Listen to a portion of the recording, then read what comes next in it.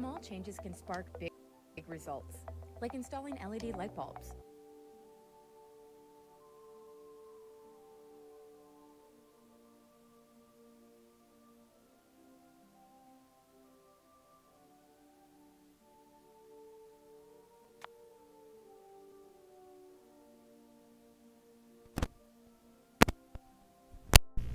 Hello. Okay, getting a couple things set up. Gonna have to remember to cut out that little bit with the ad that decided to jump in here for a second. But it'll do that sometimes. Anyway, I'll be right back. I'm just making a new cup of coffee.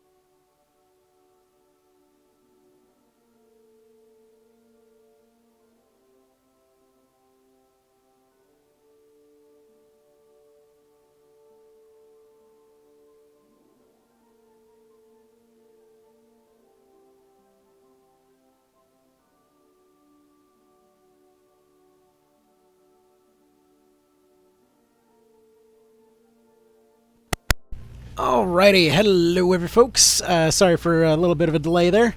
Happened to have a little bit of a deal that I was working on, and took longer than I was expecting. Got a little bit distracted. Okay, let's go ahead and turn... It sounds like the game audio needs to go up a little. Yeah, that is super low. Here, let's see. Hopefully that should be pretty good. Or... Alright, how's that? And yes, I live. Sorry for the delay. It's just, you know what? Every now and then I buy and sell like PSPs and Vitas and whatever else, and I found one that was a really good deal. Needed some negotiation and stuff. So yeah. Anyway, how's the audio now? Is it acceptable? Is the preview lying to me, or is it good? Because this one's audio has a tendency to go up and down a little bit. So let me see if... Oh, dear God. Now it might be way too loud. Yeah. That's why I had it like that. So when you're in the menu, the sound is way lower. Okay. Here, let me stay quiet for just a sec. Okay, that looks like it should be about there now. Okay. Hopefully that should be all good. The reason that it goes up is because when you're in the menu, the sound goes super quiet, and then when you're out everywhere else, it's like a Steven Seagal movie in some ways, where the sound goes super quiet when you're in the menus. Probably an artistic touch, but anyway, so let's go ahead and continue on here. So, not really much has changed in the party since the last time that I did this. Basically, had just gone and done a few random fights, which I gotta say, I don't know, if you didn't know, this game has like a auto-scaling difficulty option at the very start. So this is like, sorry if my throat's a little bit funny today, by the way. So like, when I'm going into fights, I don't know if it's just adjusting levels or what, but like, for example, any random encounter that I run into is going to be at like 18, whereas the party level is like 13 or 14 or something like that. And apparently it goes up or down based on how many people you killed, recruited, how many losses you took, which I thought it was, like, I probably had just as many flawless wins as much as just getting completely party wiped, so I'm not entirely sure how it's adjusting all of that. But yeah, it's an interesting feature. It reminded me of RE4 in that way.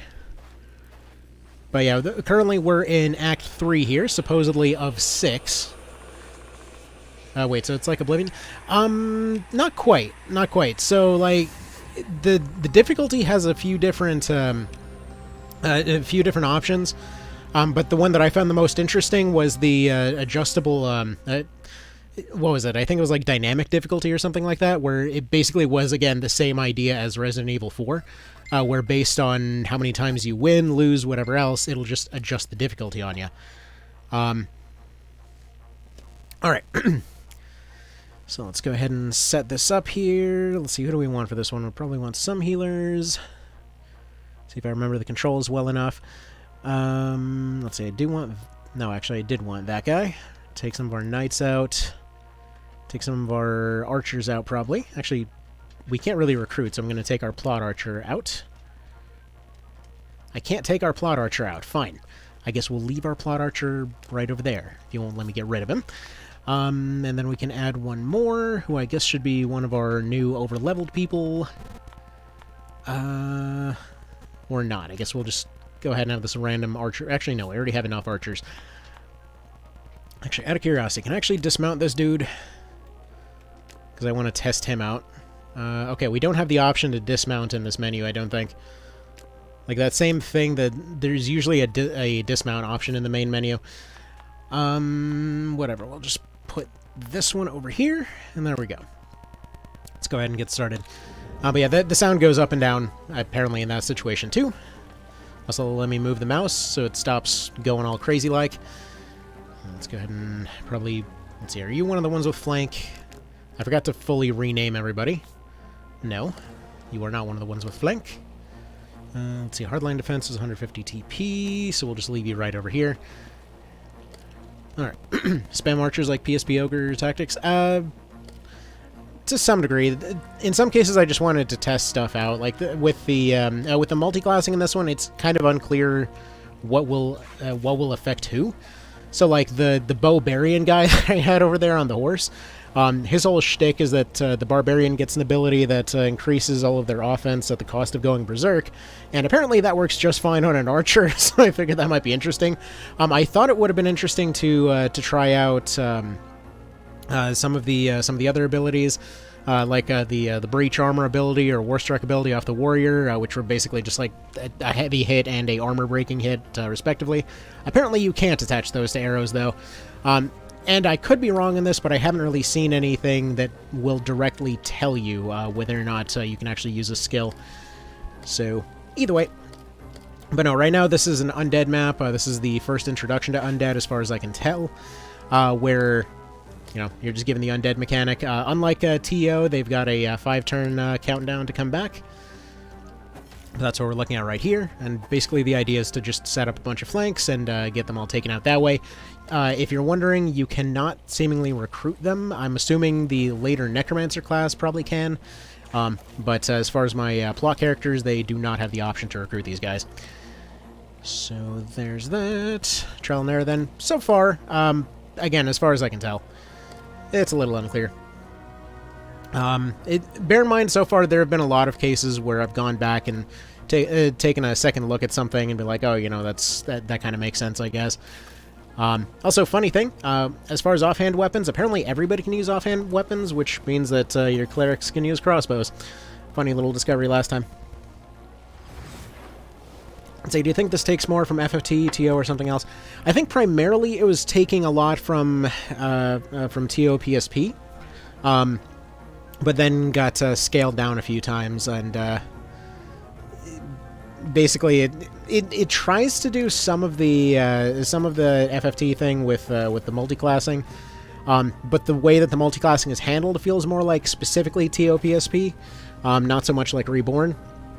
The story takes a lot of vibes from OB64 so far. But so far, none of the choices have really changed much outside of dialogue. Now, that being said, I've heard, and again, I don't know how accurate this is, but from what I've heard, supposedly some of the dialogue specifically changes to reflect your decisions, which I have seen a few of those changes as far as like directly changing the stuff that people are saying. But supposedly it also changes based on a sort of hidden reputation mechanic where, like, depending on how many units you recruit or kill or whatever else, it may potentially change a few things off in the background. Again, I don't know how accurate all of that is, because if you weren't aware, one of the big things that happened with this game is the fact that it ran into budget issues and kind of came out of the oven early. So there's situations as far as all that went, you know? Anyway, we'll kind of address all of that as we reach it, I suppose. There we go. So is it Steam only? Yes, it is on Steam only. See, 5 turns, is that long? Battles are over in 5 or more? I would say 5... their turns come pretty quick. Like, while it says 5, and it's kind of cool how they redid the gravestone, because, like, normally when your guys get knocked out, you have the 3-turn marker on there, and they kind of just change that dice pattern a little bit. It's just a cool choice aesthetically, I think. They do feel like they come back quicker than you'd expect. Like, I want to say every one of their turns comes a little bit faster or something. I have nothing to directly back that up, but you'll probably see what I mean in a moment here. But anyway. So are you one of the ones with revive on you? Yes, you are. Yeah, I was saying that there wasn't a whole lot of sandbagging in this one, but it does go FFT pretty quick around the 3rd act, where time to kill is pretty low. Like, it definitely gets a lot of FFT vibes, with the clerics almost feeling closer to the FFT monk in a way, just a bit more forgiving, where it seems like the revive ability is pretty cheap in long range, all things considered. Anyway. Actions would be nice, though, as this is a your choices matter thing again. Yeah, that was a weird one. Like, I wish I knew to what extent any part of that was actually accurate or not. I honestly have no idea. And I've kind of felt bad reaching out to the dev in particular, because I'm pretty sure they've got 101 other problems right now, and most of them are in the review pile, so But like, we'll just leave all the questions for esoteric mechanics until later, I think. Anyway. Let's go ahead and continue on here. Headshot on you. Yeah, also it feels like the elemental system does have some impact, though currently I have not managed to internalize any freaking part of it. So the element system in this one is unusual. It kind of sorta does the Tio Reborn thing, except the elements aren't like a circle. Like one of them is weak to two things, for example. In many ways, it kind of feels something similar to old gen Pokemon in a way, where just kind of like certain elements distinctly stick out from the rest for some reason, but I can never remember which one's which. They actually have a guide for it in the manual, so I'll show you that in just a sec here. But it's unusual. Kind of like the idea there, though I have yet to again understand it quite yet. All right. But yeah, as far as the fights go, the fights typically will go on a pretty decently long time in this one. Like, most of the time, if your units are downed, there's a pretty solid chance that you're not going to be able to get them back up on their feet before the fight ends. This being the exception, because we've got a cleric that has been functionally untouched during this fight, so that's good. Anyway, let's continue bashing you. Yeah, bash is one of those things that seems to be extremely strong. Like, even when there isn't necessarily too much to bash them into, it seems like really, really strong by comparison. But again, I don't know for sure. There's a lot going on, and it's a little hard to tell what's going on a lot of the time, so... Anyway. But yeah, what kind of questions have you guys had about this one? Because I know that there were, especially ever since the review situation, there have been, like, a lot of questions on this one, so... If you got any, feel free to go ahead and ask. I'll answer as best I can. See, do you think certain elements are overall stronger? Like Gen 1 Pokemon Psychic Type? See, that's the thing. I can't remember which one it was, but it did... the way... looking at the guide, it did seem like that was actually the case, but I don't remember which ones they were. Because when I was looking over the guide that's in-game there, specifically there was one of them that was essentially strong versus 2 elements, but only weak to 1. Wait, are you targeting the wrong place? Yes, you are. So we need to be hitting the skeleton instead. Yeah, there's certain situations that that it's still a little bit hard to aim, and I will say right now part of that is just due to the fact that I'm playing it windowed, which makes it a bit harder to actually see stuff. It actually properly does adjust its text and stuff as soon as you go into game mode on the Steam Deck. It's just a little bit harder to read when recording. Alright, now 2 of their ghosts are going to come right back. See, like, this is what I meant. Like, it says five rounds, but they do come pretty quick. See, needs zone of control skills like Knight from Tactics Ogre. Those exist. It does have them. I don't know who has them off the top of my head, but it does have them. Actually, that's actually one of the really cool things that I liked about the intro in this one. In general, there were some things I didn't like about the intro, but...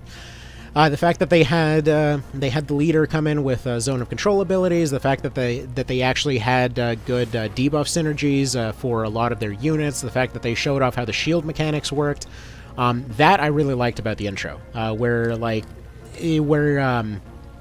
let's say all of your assassin guys came in loaded up with a setup that allowed them to do bleed and poison on the same thing, which bleed is basically the same thing as poison. But just double stacking debuffs, using shields to show you, like, here you go, here's how you defend, here's how you reflect. Like you saw earlier, Mr. Tardy Sauce over there was going and reflecting a spell, because when you have a shield or a spell book in your offhand, you have a chance to defend or reflect. But if you, for example, happen to be if you happen to specifically activate it, then you have a 100% chance to activate, or you have a 100% chance to defend against that particular thing. It's pretty neat. I like that as a concept. See how grindy is this game? Are units usable out of the box like TOR? Not quite as much, though you usually can get by decently enough if you aren't trying to do no end caps or something. Like, I would say it doesn't feel particularly grindy, but so far I can't tell. to be completely blunt. Right now, I don't know how much of it is the game kind of scaling up necessarily, and how much of it is, well, yeah, I don't know. It's unclear how much the adjustable difficulty is actually doing at the moment. Because as you can tell, most of the story fights basically are coming in at a higher level than my team. Which seems to be intentional, because the random fights do the exact same thing, and they're still perfectly winnable. And also your ability to recruit stuff is extremely strong in this one, where pretty much out of the box you've got, in many cases, you can start off like 10 to 15% recruit odds, going up to like 50 to 70% pretty darn quick. So I'd say in general your odds of being able to quickly go up in levels without grinding are really good. So there's that. Let's see. I hated the intro. It's what turned me off to too slow, too handholdy. See, I was kind of hoping that they maybe would have when they introduced the ability to skip through the tutorial. I would have hoped that it was the entire tutorial, not like the smaller tutorial bits. Because after you've been through it once, it really does drag on a decently long while, which is definitely a bummer. But in general, it does a decent job of showing the mechanics at play there, but it really would be nice to be able to just kind of skip that whole thing. Because, again, you need to see it once, second time, not so much. There we go. Take back what I said about 5 turns being long. Yeah, like that's what I mean. They go back up on their feet pretty darn quick. Like, that's why they start you off with only 6 of them. And also why I brought a whole bunch of archers, because I already knew this one ahead of time. Because specifically while you're chasing down the ghosts, the skeletons come back.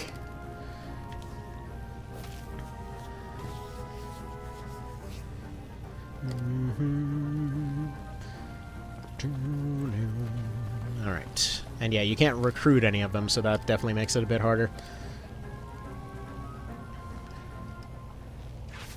But the kind of ideal scenario is to be able to get them all down to low health and just go for one quick, clean sweep. I think we'll probably end up having to deal with another round here, but we'll find out in a moment. One little detail I actually failed to appreciate last time is that they do actually have different models for the different types of shields and stuff. The weapons seem to be the same, but the shields appear to be different, and I'm assuming maybe the shields will stick around longer. Not really sure. But I guess we'll find out. Anyway. See, clerics can't exercise. I believe they can. I don't think I have the ability yet. I know I saw it somewhere, but I can't remember where the hell I saw it. There's a decent chance I'm just being stubborn as hell. Alright. Like, realistically, I'm just trying to overpower these guys, which is pretty much by far not going to be the ideal scenario, but... Anyway, I mean, another way that you can definitely approach it is to use a lot of your AoE casters, which I currently don't have. Because on that note, the magic system is certainly a little bit funky. That is to say, it's a little bit hard to understand. Where specifically you have to buy the books in order for them to be able to equip the abilities, and then if they have the right skill and they have the right class, then they're able to go and learn that particular spell or something. Truth be told, I kind of dropped off of casters pretty much immediately due to the number of steps involved in learning magic stuff, which I shouldn't have done, admittedly. And we'll go ahead and add more of them to the team here in a moment. But either way, that was just a thing that was happening. But we'll find out about the exorcism in a moment. I do really like that archers are able to fire back at casters, though. That feels nice. If we end up losing the priest over there, that's fine. Oh, losing that other archer, that's what, I think that's what ended up slowing us down a bunch. I was trying to figure out what exactly was the big slowdown here. Let's go ahead and stun this guy, I guess. Found buffs to be pretty lackluster. Similar. So far I have yet to really see them be a massive game changer, but, you know, that may change over time. We'll see. And another ghost comes back. Yeah, I think we might be pretty well hosed in this attempt. Because I don't think I bought any oh, I did buy some revives. Okay. In that case, revive some people. How many do I have? 1. Okay, well, you should be reviving the reviver then. Alright, in that case, go ahead and go for the headshot on the ghost and walk a little bit closer to where you should be.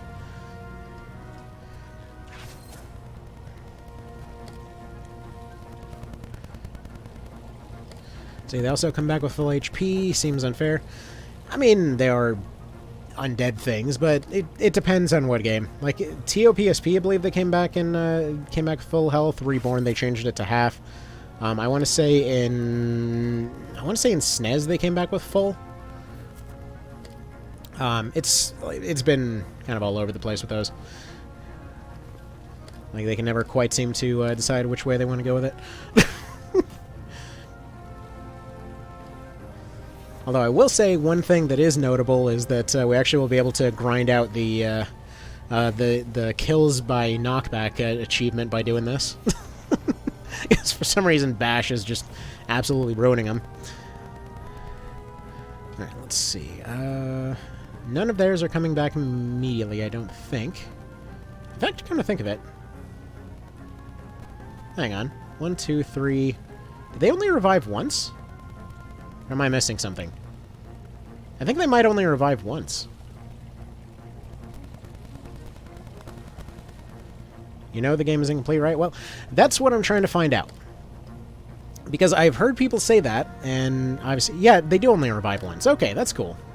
I like that as an idea. Basically, I heard a lot of the rage and whatever else over whether it's complete or incomplete or any of that. And I don't know how warranted a lot of that is. I have never seen the ending or whatever else or any of that. So I just want, this is kind of like a sort of review through, benefit of the doubt. I want to see firsthand what the hell's going on there kind of a situation, you know? Because while it was cut down, I've seen a lot of projects that have been cut down and turned out just fine. So we'll see how it goes. I mean, hell, it very well might end with a similar result as with Fallout 3 there, which has been my favorite example as far as all this stuff went. Or, like, I know I can't be the only one that got to the end of Fallout 3 and was like, wait a minute, what the hell? That's it? That's where we're dropping this? But we'll see. Let's see, they rev once. Yep. Alright. Well, now that I went and got their revive back up on track, they just went and disappeared. But yeah, I kind of like that they only revive once. That's neat. Alright. It's a neat way of doing it. Like, that's really a lot of the stuff behind this game, whether complete or not, I still feel it still needs to get commended for a lot of the stuff that it's been trying. Again, I don't know how complete or incomplete it is, but the fact that they took a bunch of stuff that doesn't get used that often and mixed it into one pie, you know, that appeals to me. So, we'll see how it is. Personally, based on what I've heard, it sounds like the smart play would have been to essentially reduce the price down rather than continue on forward, but anyway, I do wish that you could skip through this scene, though. It definitely goes on a bit of a minute there. Just keeps on counting and counting and counting. They bit off more than they could chew? Yeah, pretty much. It sounds like they should have seen the financial issues coming from a mile away, but that's the thing. Oftentimes there's this thought that you can pull it out at the last minute, you know?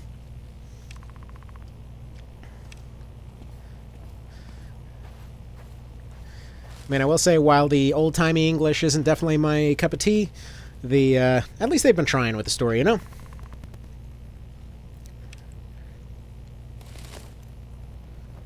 Oh no, it's an old guy. Quick, he's gonna talk to us about his pension. Run! Oh no, he's a simple Potter. He's the Harry Potter. Quick, he's a wizard. Arrest him before he curses everyone. Was this game kickstarted? Kind of. It sounded like it was kickstarted. It supposedly... Okay, I don't know if it was kickstarted or if it was something else. I think it was kickstarted, then came out, like, under budget or something. and then they went for it anyway, and then switched over to like an early access kind of deal, and then that early access ended up also coming in under budget, and so they just sort of tried to struggle it out regardless, and then just ended up having to release it early at like the 80% mark or something along those lines. But that being said, the main issue that caused it to get review bombed was not necessarily that it was kind of released out of the oven early, but the way that it was released out of the oven early. Like, it just basically dropped with 24 hours notice of like, hey guys, project is a little bit early. We're not raising the price like we were originally planning to, just kind of releasing it as is. Surprise, and then, yeah, that just got immediate backlash. Let's see, maybe Nintendo or something, is this would be a good fit for the Switch? I mean, it does play really nice on a Steam Deck, I will say.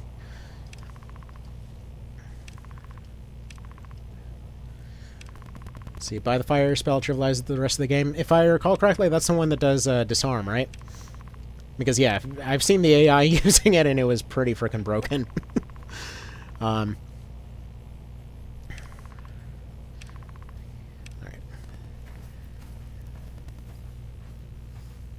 Well, that guy doesn't seem sketchy at all. Alright. Like, I will say this much. From what I've seen, and, like, you see in a case like this where they were at least trying ideas, at least they were trying stuff. It sucks what ended up happening, but still, at least it seems like they were trying stuff, Or out for custom characters for extra money. I mean, I'm sure they would have attempted something like that already. Part of the issue that ended up happening was that they weren't... I forgot to save. Okay, fine, we'll pay you. There you go, have cash. Piss off. Because I forgot to save. I mean, we probably could just win it, but I want to move on to other story fights. Just something to get more money. I mean, it sounds like they tried a few different things. It's just...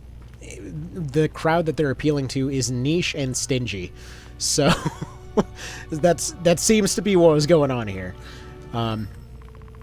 Like I will say, hell, even look at something like what happened with Tactics Ogre there, where so many of us were waiting for a sequel or remake or something for like a freaking decade, and then go figure, immediately as it gets announced, there's just a half boycott from a huge chunk of the community.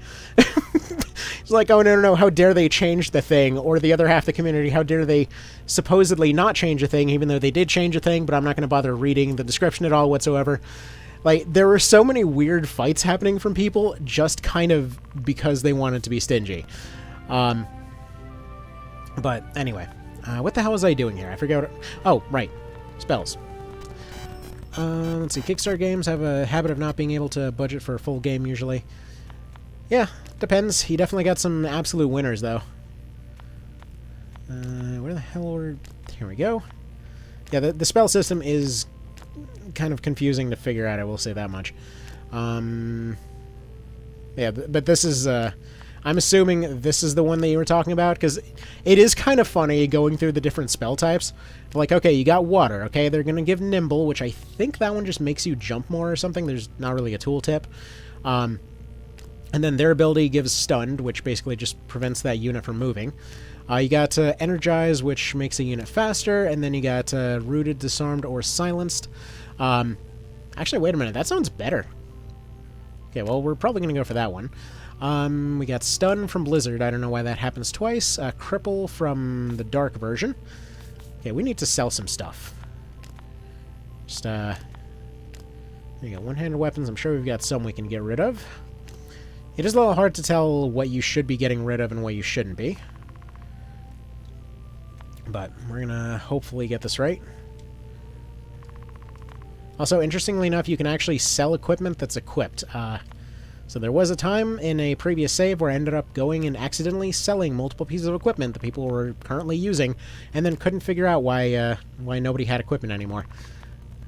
So that's not great. Let's see, this is true wary of games now thanks to AAA. Also, there's been a ton of SRPGs recently. The wild part of games is they've been chilling the last 60, 70 years since the 90s. So, like the tree stun in one spell. Yeah, We'll see how all that goes. What can I actually afford to sell here? Yeah, the controls are a little funky for the store menu, but it's acceptable. I'm just trying to get 2 copies of all this stuff.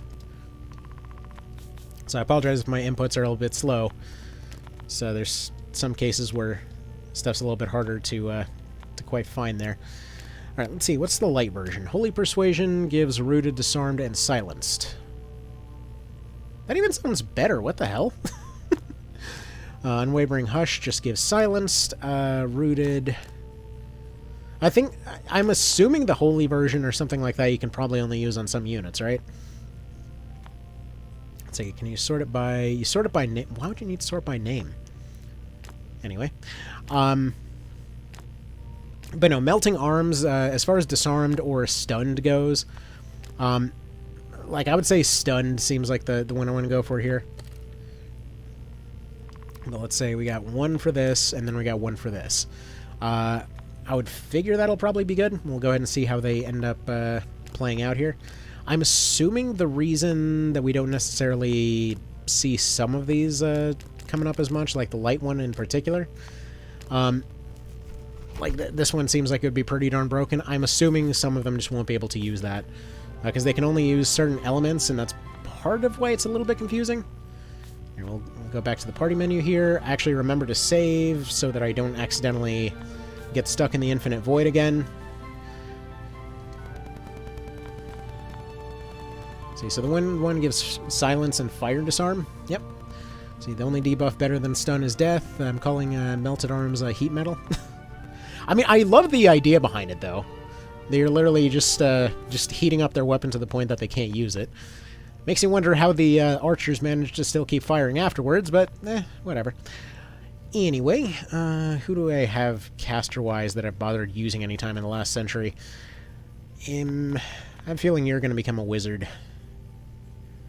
Yeah, you're going to become a wizard. I haven't had much luck in recruiting wizards, so let's go ahead and change your class.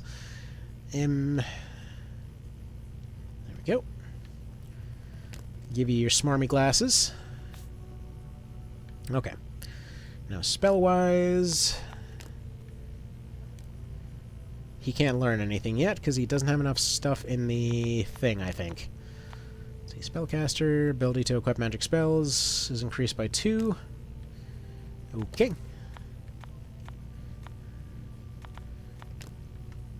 Basically, you have to buy spell slots, which is, again, you know, kind of interesting as far as all that goes. Oh, he does have Exorcism, okay. That probably would have been pretty handy earlier. Just didn't use him.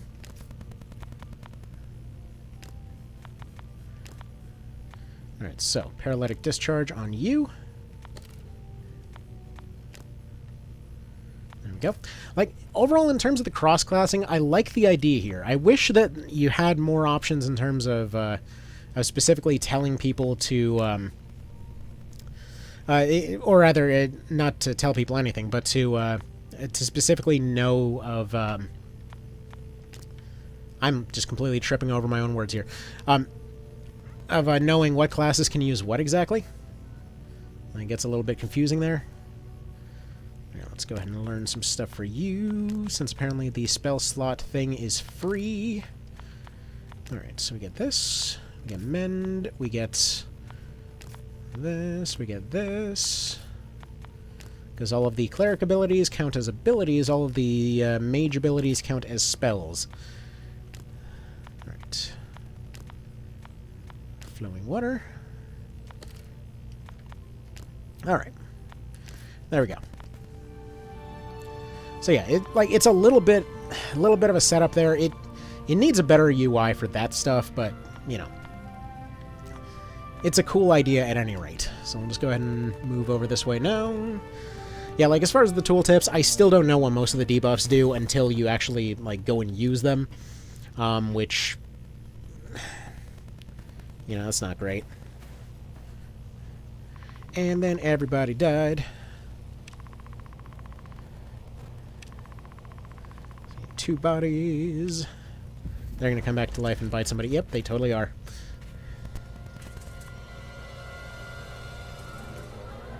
I guess that answers the question on whether we'll see zombies or just skeletons. But we do have exorcism this time. Alrighty. Let us do this thing.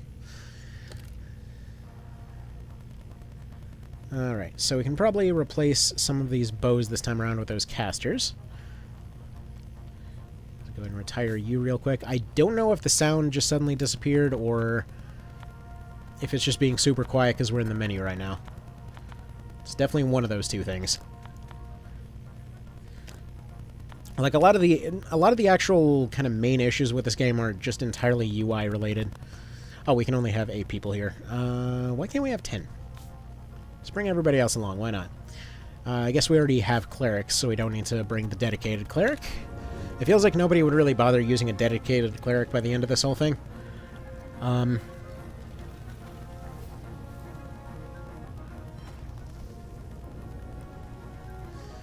Yep. Yeah, they have the fog effect on some maps like this here, which is fine in most cases, and fine if you're doing mouse and keyboard.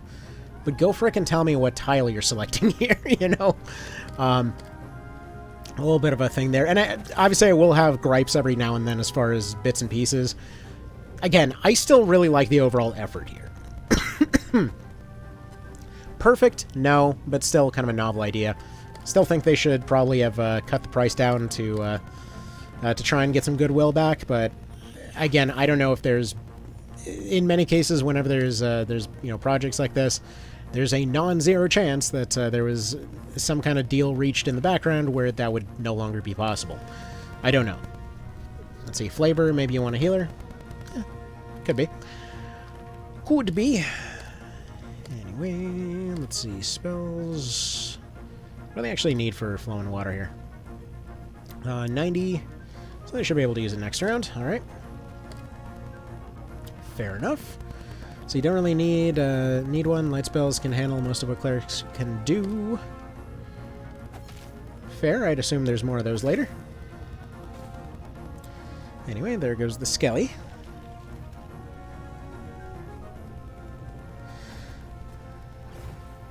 But yeah, the thing with those AoE disarm spells, as you may have noticed, a lot of the...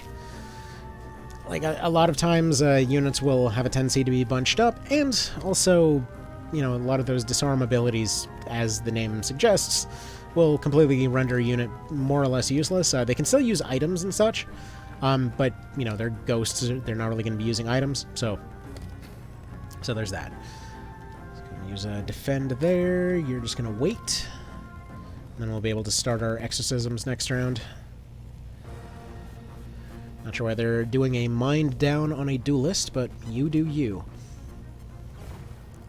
Yeah, I don't feel like the AI specifically targets with debuffs for any particular cause, but oh well. So you're just going to go ahead and defend up here, just kind of hold these guys at bay. I doubt that they'll physically attack him, but weirder things have happened. I mean, I still think, given the whole weapon selection thing, where they have the class icon on the right, I really think that should just be the weapon icon. It's just there's really little reason to know what class somebody is specifically as much as what weapon they're using. At least in my opinion, anyway. Like, more often than not, like, I've never found that information particularly useful because their abilities can be from any class anyway.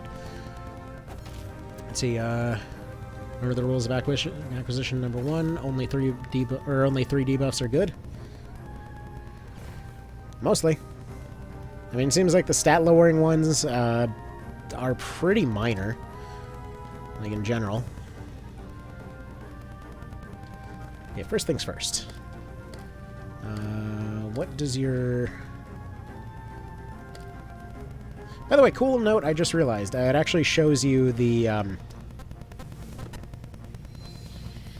It actually shows you the... You can change the order of spells in your list by the order you put them into your actual units stuff, which I guess, yeah, that's kind of a no-duh kind of moment, but a lot of times they'll just default to a neutral thing.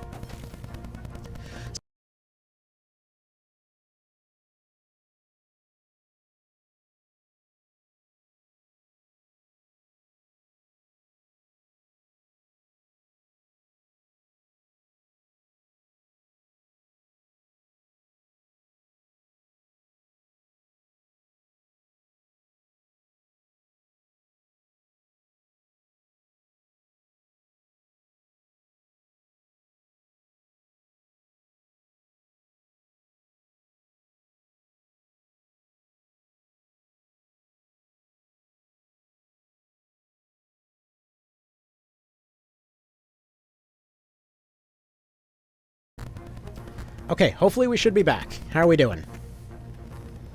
Sound all good and back now?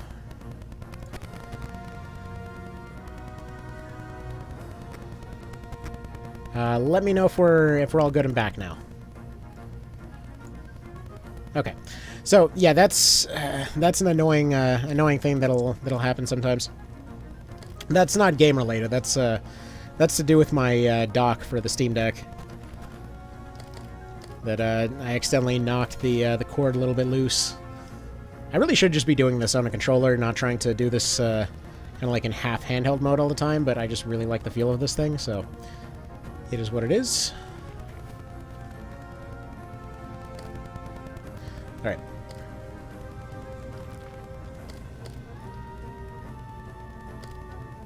Now, out of curiosity, will this still work? Okay, no. It just does a lot of damage to them. Okay. So Exorcism on a living unit just seems to take a huge chunk of their health off, whereas if they're dead, it fully deletes them. I like that.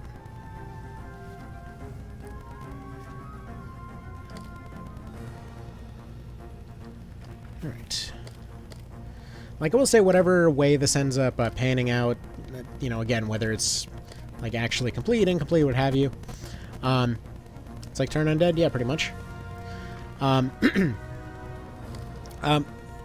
whether it's complete or incomplete or whatever else, just the ideas on display here is something that I think there's something that should be supported, but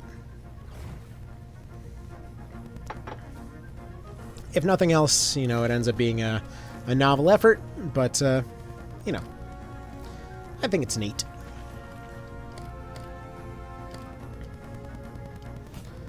See if we can get that knockback kills achievement.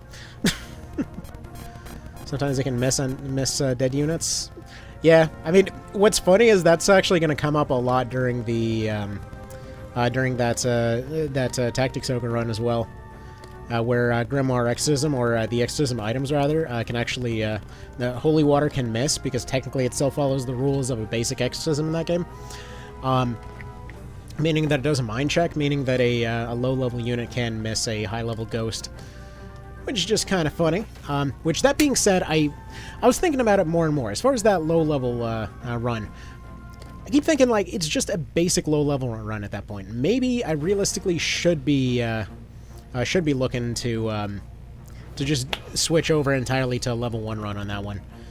Like, a lot of folks seem to like the idea of the like the Union level 0 run, but like, just keeps bugging me more and more of like the level 1 run is right there, you know? Literally would involve using the exact same mod and everything. I don't know. Just keep going back and forth on that mentally, like just complete the whole thing or go about it some other way. I don't know. They made the skill save? Exactly. Yeah, these mages suddenly became the absolute crutch of the team. We got exorcisms, we got long-range disarms and everything. Does healing hurt undead? Yeah, it does. But at the same time, it seems like their exorcism hurts them a lot better. Like, I do like that units are able to hop up on rooftops and stuff like that. It feels good. It's like, if you're wondering why when I was doing the first part of this, I was talking about defensive structures actually feeling like they had a purpose. That's why. So again, I haven't played this, but so many mechanics and UI look unfocused. It's like they tried to pull all the mechanics that they think are neat without figuring out what the point is. A lot of it's been coming together. There's definitely a lot going on, that's for sure. But it's been neat. Like, it's hard to tell in the long run how it's going to feel, but as far as I've been able to tell, it feels pretty good. But yeah, there's definitely a lot to take in, that's for sure.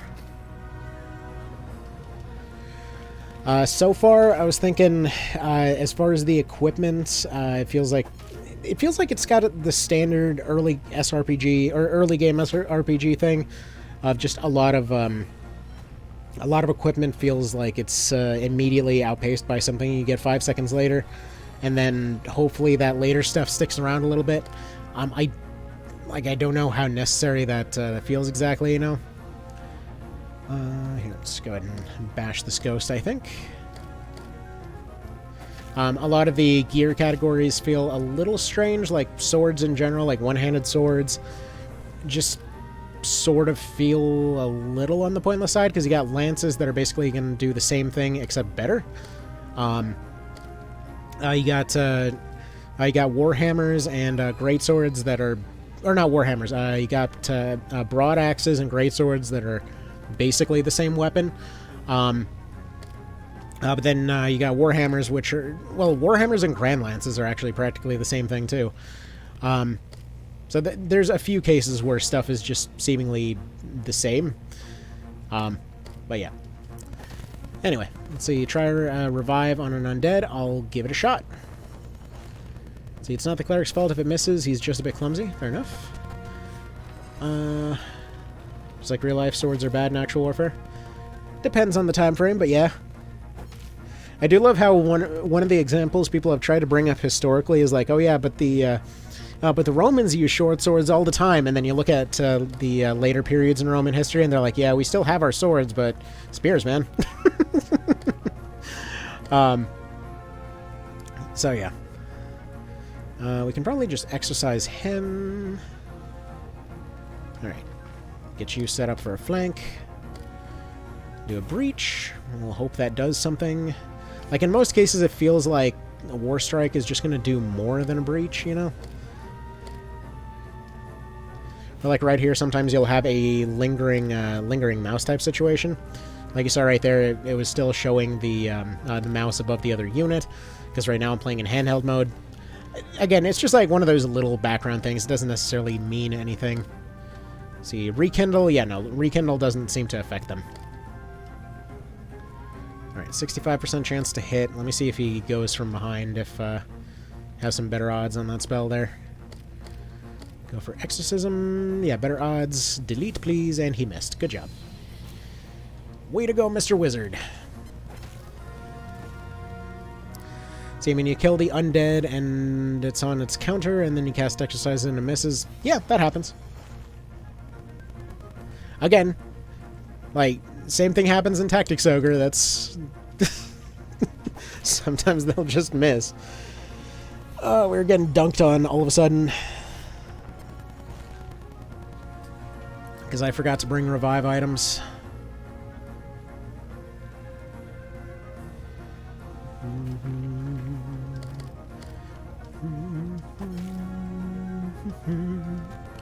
So is there a physical weakness, like 3 physical elements slash bash pierce?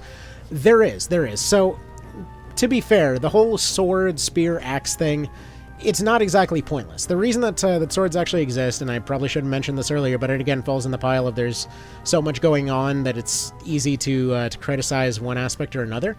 Is like, for example, this duelist class right here can specialize in a few different abilities that will allow them to basically take advantage of the weapon triangle from Fire Emblem. Where, for example, if they use a sword against an axe unit, they'll do better, or if they use an axe against a spear, they'll do better, that kind of thing. And additionally, if they're using a light weapon, they can outspeed a heavy weapon user. If they're using a heavy weapon, they can overpower a light weapon user. So there's interesting mechanics like that at play, too. Where, again, they added a whole lot of mechanics all over the place, and it's very mechanically dense. So it feels interesting to see stuff like that taking place, you know? Yeah, this one's definitely a reset right now, because I wasn't exactly paying attention to how many units were going down here. Should have got Silvery Barbs. I don't remember what that one is. Critical fail, exactly. Anyway. Let's go ahead and hit this one real quick.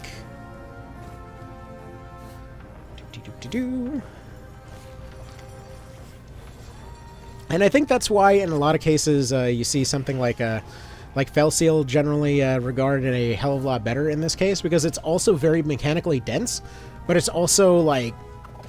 It's kind of like... Okay, it's kind of like the difference between a fine creme brulee and then going to Vegas and running into a dessert bar. Because it's like, wow, that is a absolute shitload of cake, and then you'll try a couple things, get confused, and then wind up with your stomach hurting, you know? Whereas if you have a really nice dessert, it's like, wow, there was just enough of this to be very cozy, and then you go on about your day. And that's the thing with like Felsealdair, where it's a relatively short game. It's got a lot of mechanical density and a lot of potential randomization as much as you'd like in that particular situation there. But then at the same time, you have a lot of replayability to that whole situation, you know? Alright, let's see. It's that spell that forces the target to reroll at disadvantage with no save. Don't recall that. Also gives an ally advantage on their next attack, aka the banned level 1 spell. I don't know. See, I was thinking more like skeletons are weak to blunt, but resistant to pierce. No idea. I haven't seen that specifically. I mentioned earlier that there's all these elements going on for these different units, which they actually can be a neutral element as well, interestingly enough. Okay, one thing that was noticed. We definitely don't need as many duelists. So, let's go ahead and move the camera over this way. Let's get rid... Actually, we don't need this knight either. Let's get this knight out of here. Let's probably bring in... What the hell do we want to bring in here? Oh, right. I guess most of my better people have died, huh? Okay, well, let's try the Bowbarian. I want to give him a bit of a shot here. We also got Horsey Cavalry more. Okay, we'll try Bowbarian first of all. Except we can't yet. We gotta make a spot for them. Okay. You go over here. Except now we also have too many people on the team, so let's get rid of you. Get rid of the rogue who keeps trying to join the party. We don't need the extra cleric. We don't need you. There we go. See, what makes a man turn neutral? Lust for gold, power, or were you just born with a heart full of neutrality? Oh, you know, sometimes you just gotta tell them. You just gotta tell them hello. I love that they got little bony, clanky sounds when they walk. That's fun. All right, you're just gonna wait. You are going to attack. Probably have everybody stick around a little bit more this time. Now, the logic behind this Bowbarian build, by the way, basically he was a barbarian, and he was given the ability to do his whole berserking thing. So he gets berserk, but he also gets an increase to his offensive abilities and whatnot. The general idea here is to stick him on a horse, so that he doesn't really need much protecting. Stick him on top of a rooftop, so that hopefully nothing can reach him, and see if maybe that causes a situation where he'll be able to be a, you know, big old threat. I don't know for sure whether that'll work whatsoever, but we'll give it a bit of a shot. Right. Yeah, offensively, these guys are not too scary, but we got a bit overwhelmed last time. So everyone needs gold? That they do. That they do. So you can go ahead and summarize the entirety of the Armored Core series. Like, well, kind of accidentally ended Civilization yet again, but you know what? At the same time, I got paid, so... Alright, hang on. I selected the wrong tile. There we go. See where we are in general relation to everybody else. I do like that the flanks can crit. Let's see, we got our men, we got our paralytic discharge is at oh wow, that is potentially very broken. Oh, it's only a single target, that's why. Gotcha. Yeah, the fire one isn't an AoE, but still. Turn 1 paralysis. Paralysis and several other things. Yes, please. Okay, so he's no longer a problem. Yeah, 75% chance to inflict each one. Alright. He needs 150 TP to turn on his stuff. We'll see how well it works later. But for the time being, he just goes and shoots at something. Actually, I don't think he can even get on a rooftop now that I think about it. I don't know.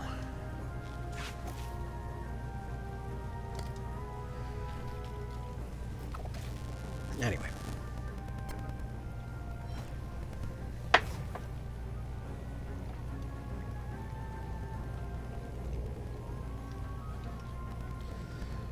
Okie doke. So we got this mage ready to go. Any of them formed up? Yes, we got a couple of them formed up over there. Go ahead and get our flowing water going.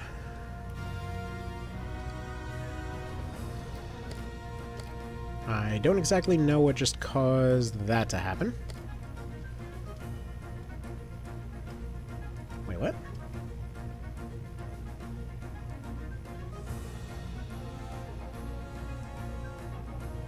Oh, this... Oh, never mind. I'm an idiot. It removes stun, not inflicts stun. Also, wait a minute, what? That's kind of neat. The music changes depending on your camera angle.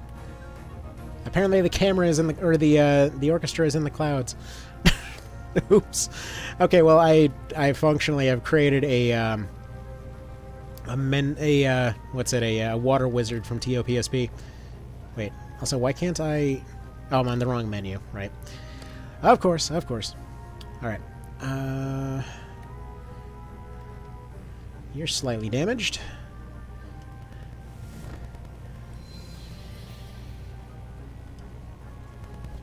See, gold makes the world go round, and you can never lose so long as you send wave after wave of mercenaries willing to fight for gold. Bonus that they die before you have to pay them. Exactly. I don't know why I'm immediately forgetting what that's from, but... I feel really stupid later.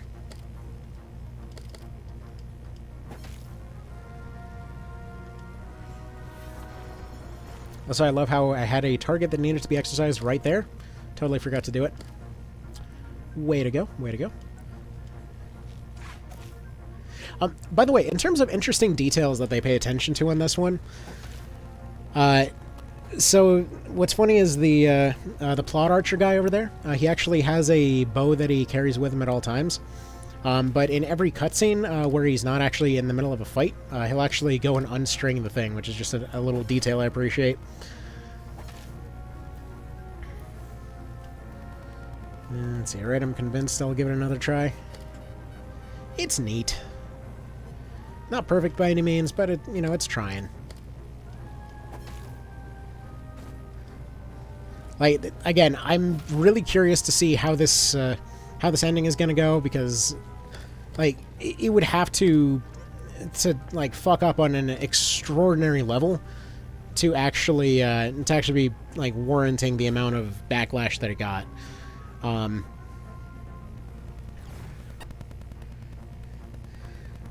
Also there, absolutely Cody. Trying to do as some of these as I can. This was originally supposed to be one for yesterday, but as you can tell, the throat's not feeling terribly good. Yesterday just kind of randomly started feeling like trash for a little bit, and yeah, just kind of put the toddler to her nap and had to pass out. It's one of those kinds of days. Alright, that guy's not going to be exercised. This one will. Man, 68% though, yeesh. Alright, let's get you out of there.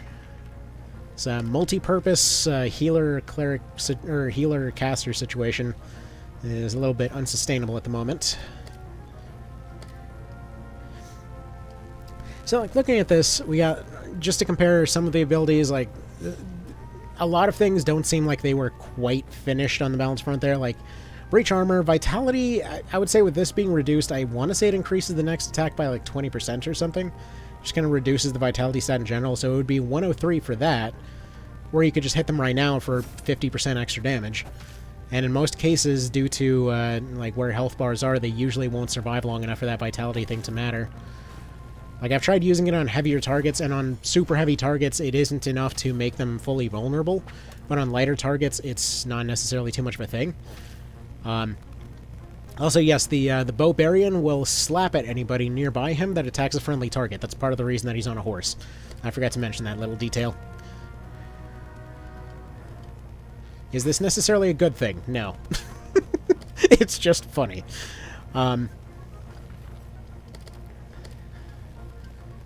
stab you.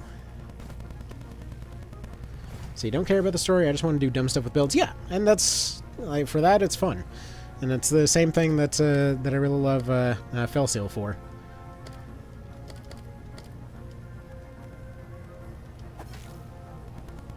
Don't mounts require a party slot? Sure do.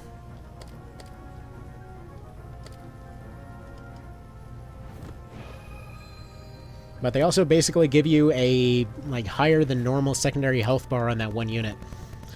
Like, the idea is that they do take an extra slot, but they do also have a lot of other things to them. So, like, so every ability that they have, if it's a melee ability, has a wider area of effect. So, like, right there, because he's on a horse, he's basically getting twice the available range for revenge. Now, a barbarian can't go on a horse for that particular reason, but there's no rule against an archer being on a horse. And I figured it might work really funny with the berserk ability, so that's why that's there. Or bloodlust, or whatever the hell it was called. So wait a minute, what?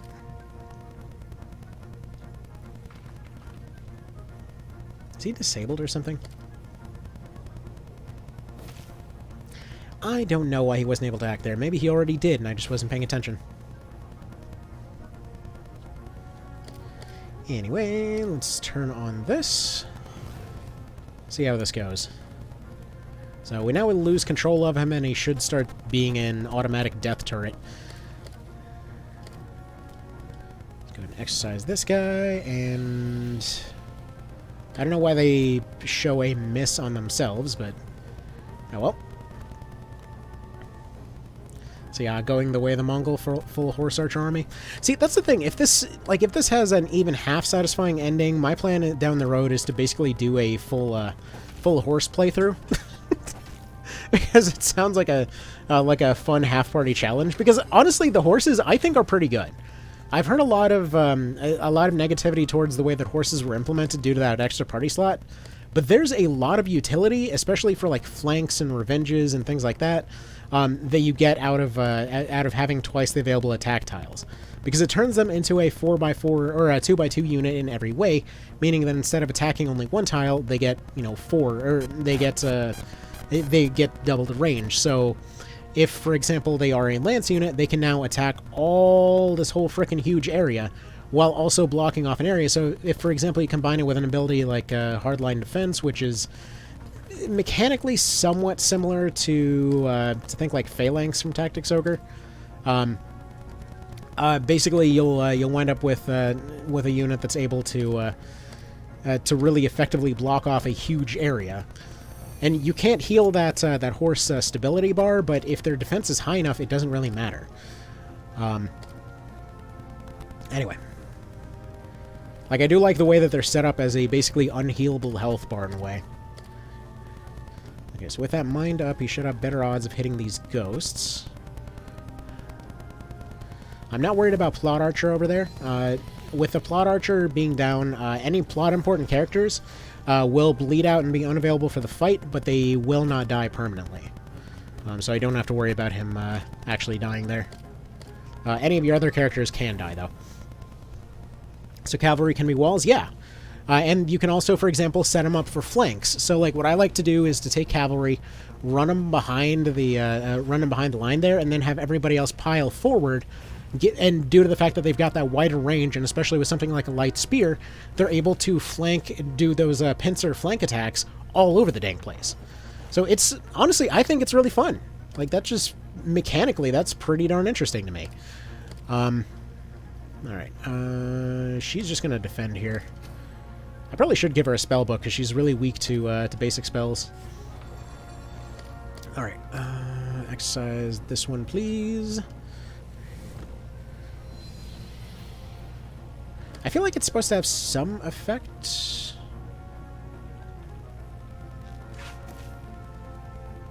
Okay, I don't feel like that Berserk necessarily helped him that much. Again, the buffs and debuffs are kind of weak. But yeah, apparently that strength and up buff that they gave him improved his damage by like 10. So that wasn't exactly too worthwhile. So you haven't finished, but the reviews make it seem like an abrupt ending. That's what I've heard too. That's why I wanted to experience it myself. It's firmly in that category of really how bad could it be. You know, at the moment, in my head anyway. I mean, I will say there's a lot of games that end abruptly, but like I've heard some folks say that that it sort of ends at like the 5th out of 6th acts, and then the 6th one feels like a side quest. That's kind of what I was hearing about it. Do you know Wandering Sword can be turned into turn-based mode? So I've heard. I mean, it's funny. It's one of those things where on paper that seems like a really good idea. And then the more that I think about it, one of the things that I really liked about this version was the fact that it wasn't turn-based anymore. Like, it felt pretty novel being forced to do all that stuff in real time. Because as an actual turn-based game, it seemed pretty basic, I guess. In real time, it seemed like it had more going on. But again, that's just hot take on not very much time spent on it so far. Admittedly, the last time that I was going and playing it, I just kind of ended up getting really confused in all of the Chinese stuff I didn't understand, and decided to give it a little bit of a minute to kind of come back with a clear head, as it were.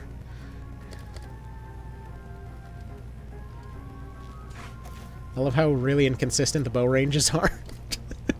It's not a bad thing. You see that happen in a lot of indie games, where like modeling out the physics for shots and whatever else would be kind of a pain in the neck. I just really love when like the bow ranges make no sense. I unironically do love that. It's just really funny to me.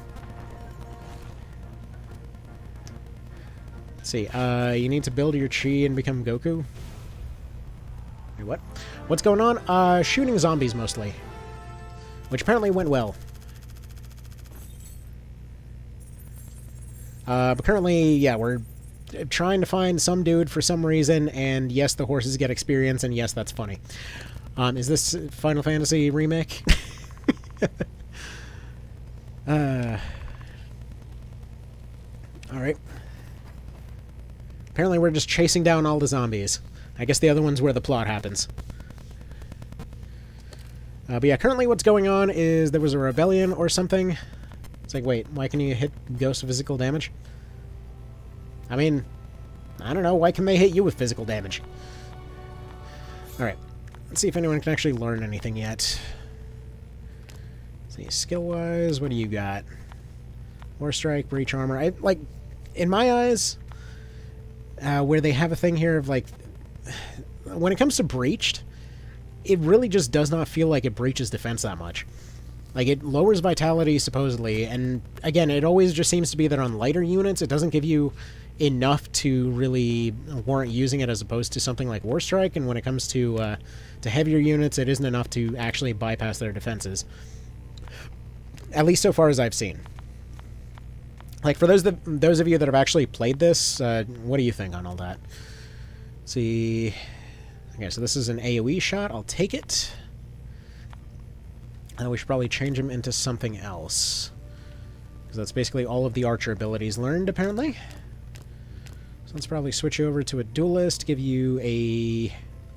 I would assume the crossbow can probably still use those abilities. I haven't seen anybody else that can use bows, so... I don't know. Anyway... let's go probably buy a crossbow. I don't think I even have any main hand crossbows available. Just in case, we'll go ahead and buy a gun as well. Go to the offhand weapons. In fact, let's give him a gun and a crossbow.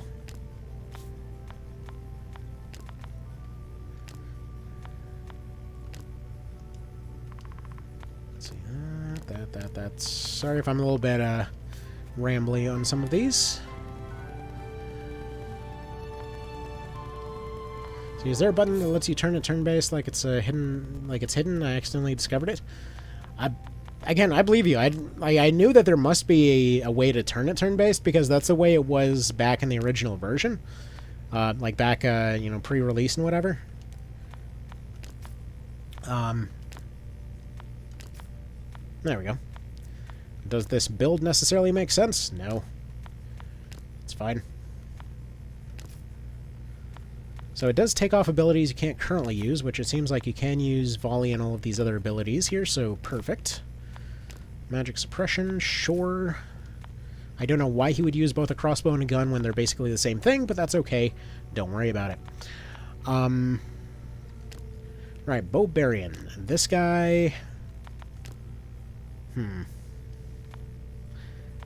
general, kind of feels like he sucks, but I like the general idea here. Let's probably change him into something else. Because that whole revenge situation seemed pretty solid. I'm thinking maybe just go basic warrior on him. Except we don't have any class marks for that, so let's go buy class marks. Buy, please, except we can't afford them, so we'll go ahead and sell... Ah, screw it, we'll worry about all that later.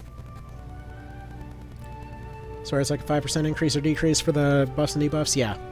It's kind of funky as far as that goes.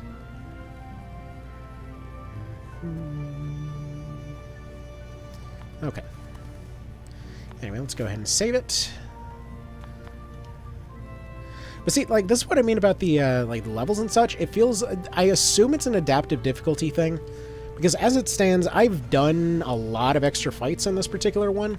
It hasn't felt like the random fights are necessarily that necessary or anything. Like, it hasn't felt like we're too terribly behind. But I can't help but notice that pretty much every random fight or story fight or whatever else is at 18, whereas even our leader that's been around for almost every single fight is still at 15, you know. Well, that's going well for them. Yeah, I do love a lot of the attention paid to a lot of these cutscenes.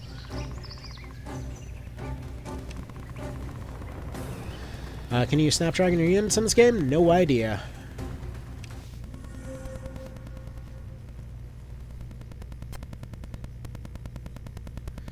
But yeah, the buffs and debuffs are...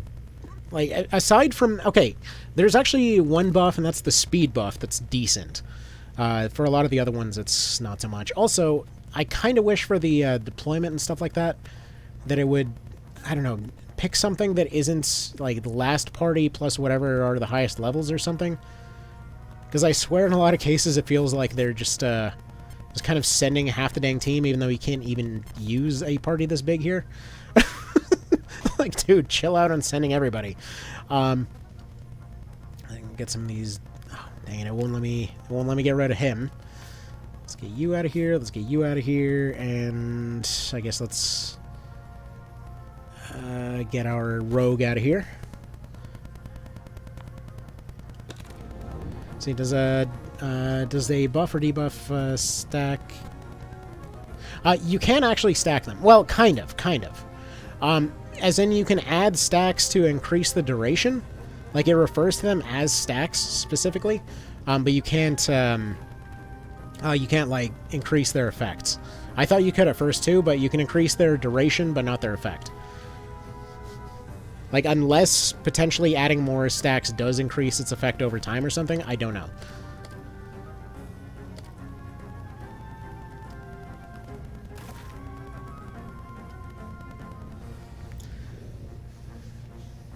That's probably something worth testing, to be honest.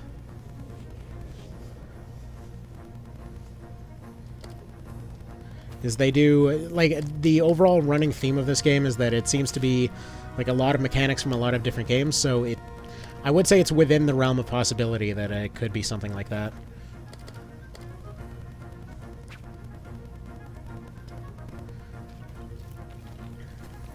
So you don't waste your time as damage or stun is better? Yeah, it seems to be. And originally I was thinking it would have been a cool thing if you could, for example, take an archer, give them breach armor, and then potentially combine multiple attacks that way. Like, you know, you take a breach armor, and then you fire several breaching arrows, and then you have your other guys kind of step in at that point to do the actual damage there. And if it did have a full stacking effect, it would be a pretty interesting strategic option. It doesn't appear to be the case, but again, I haven't tested enough to know for sure. It's like you're spending your action to use True Strike instead of just attacking twice. I mean, it depends on the situation. If you have a really clutch shot that you need to make, the Precision Strike is pretty handy. Definitely not going to be in every single time situation, but it can be handy. I mean, most of the time, rather than going for an unnecessary attack, you could always go for a defend as well, if you're not completely overwhelmed. Just able to potentially negate a lot of damage coming your way, potentially save some time on healing later.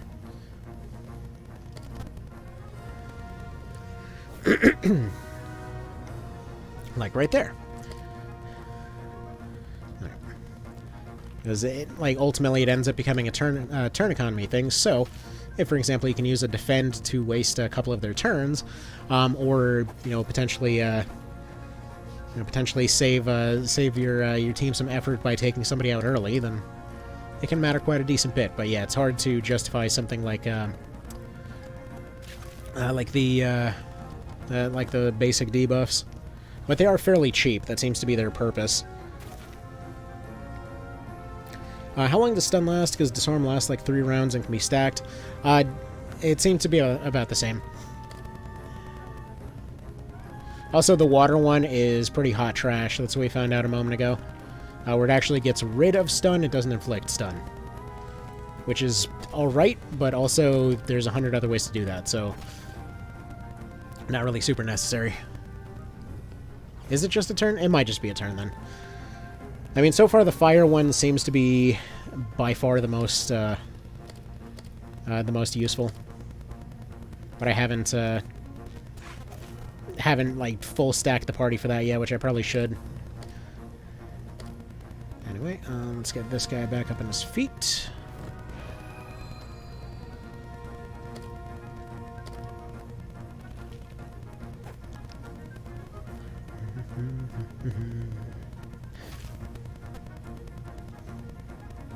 Alright. Man, there's so many glowy effects, it's hard to tell what the hell's going on. Okay. Let's probably go for a bash here.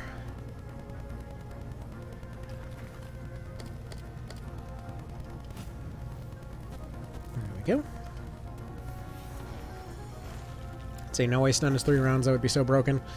I mean, hardly less so than disarm being 3 rounds.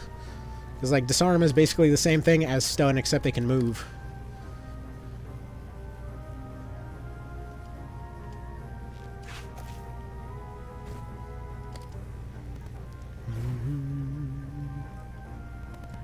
So it's an RPG trope of fighting undead with fire. But they're already on fire, dang it! Alright, have any exorcists coming up? Yes. Okay. Yeah, there's no situation that I would see using breach over a war strike. Interestingly enough, breach actually doesn't trigger flanks apparently, or at least it doesn't appear to. I could be wrong on that. But at the same time, something like war strike apparently just counts as a regular physical attack and does. Let's see, fire's what you use if you don't get holy. Oh yeah, right. Is that what it was? Both fire and holy do extra versus undead or something? I forget how the element system works in this one.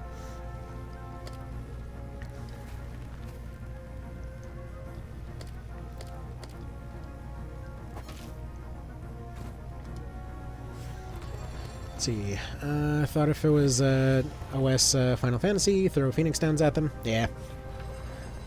Well, at least they only revive once, so there's that. So in many cases, you can kind of just whittle down their numbers and then just kill them a second time and you're good to go. It's a nice little brute force option that they left in there. See, when the spells become available, I put wind and fire on my mages, and didn't look back, so didn't try stun. Well, fair enough. So if they could stop killing this guy, that'd be wonderful. See, one of those little underappreciated changes that the Tactics Ogre Reborn did is one that I really wish would become a standard in a lot of RPGs, which is the instant action upon revive, which sounds kind of weird. But, like, as you saw right there, I physically cannot get that guy to go take a turn without getting killed off by the unit that killed him off in the first place. So basically reviving him resets his counter, but it doesn't necessarily actually help in the long run. So like the TO approach was basically that as soon as they revive, they instantly get a turn, but they don't come back with that much health. which just kind of increases the available options so you're not stuck in a loop of doing the same thing. Just feels good. Alright, anyway, right now I think we're just taking the brute force approach.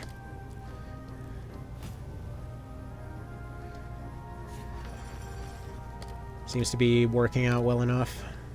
Actually, one thing that kind of bugged me from one of the cutscenes here is that apparently at some point in development, they couldn't decide whether Blas over there was a longbow guy or a crossbow guy. So, like, in his early cutscenes, he has a crossbow, and he will regularly, like, take shots in cutscenes with that crossbow, including taking a longbow shot, firing at an arc, which the crossbow can't do, across a rooftop. But then later on, he has his custom bow that he shows up with, which is just kind of weird, you know? Again, I'm assuming that's just like one of those whatever close enough kind of details. Also, sorry, I accidentally I hit one of the trackpads and threw the mouse off the screen there. But anyways, just random detail. It doesn't necessarily affect that much, but like it was kind of noticeable at the time. Like, dude, what are you doing taking a longbow shot with your crossbow right now? What is that? Let's see, fire tends to work well against everything. That's why most high-level enemies resist fire. Yeah, I think maybe fire was the one that had 2 strengths and no weaknesses. I don't know.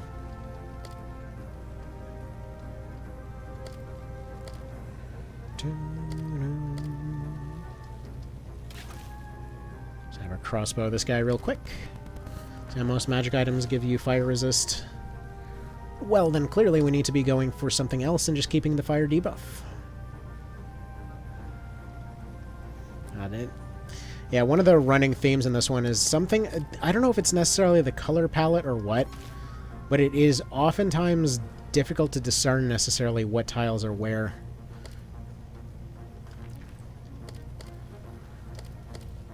But that's not really something that can be changed necessarily. And I think part of it might simply just be due to how many years I've been playing TO at this point.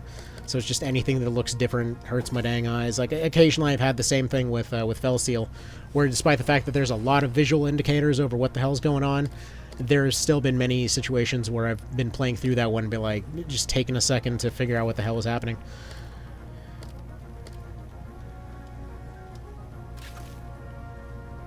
Alright, there we go. Yeah, I think the brute force approach might actually be working here.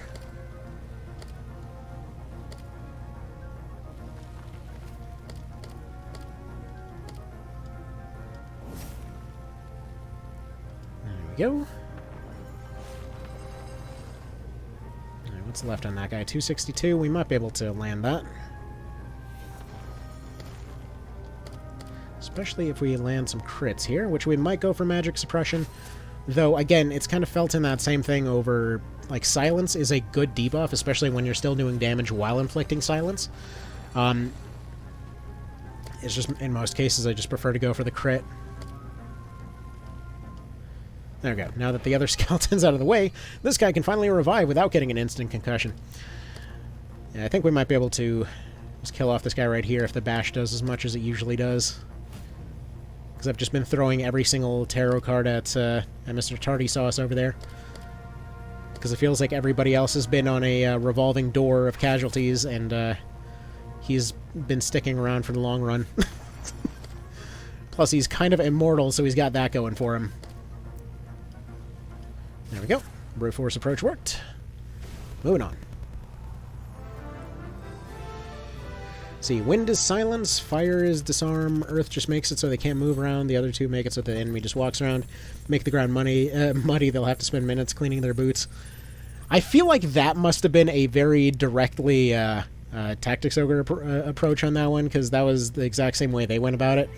I was like, yeah, sleep has an AoE, it has an AoE sleep move that hits from a mile away, water has a ton of utility, earth has petrification, but then, well, I say water has a lot of utility. What I mean is that they can turn the ground muddy, and then they can also technically heal poison, but only like 10% of the time. Let's see. About the undead themselves, something's amiss. I mean, it sounds like their own experiments went wrong, but okay.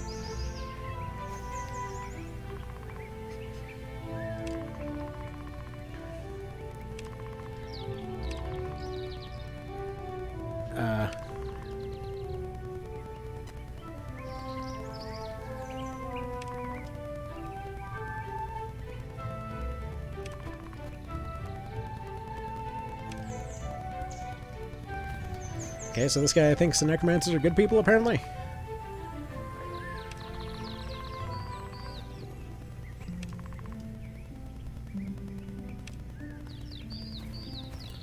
Okay. I mean, I don't know if our religion makes us makes us dig up dead bodies. How dare you persecute us is a good defense necessarily, but okay.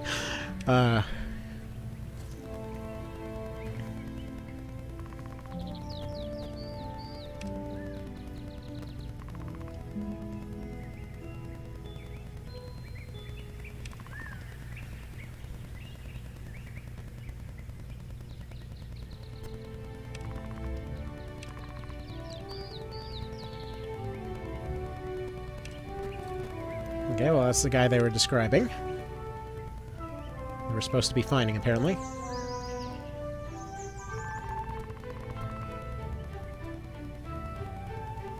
Hey, they're recycling. Fair point.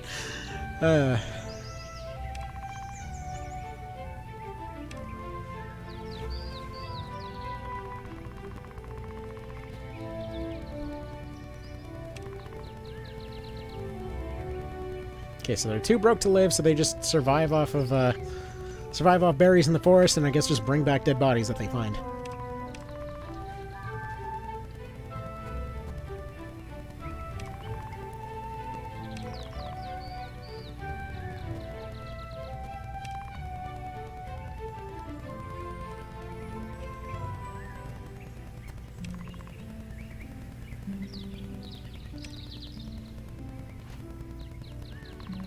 Okay.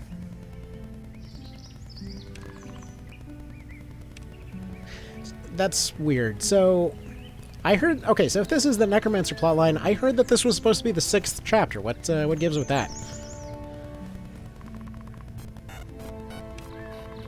Make the dead bodies collect berries? That's more or less what he was saying, that, like, they were collecting berries and the skellies were supposed to stand guard.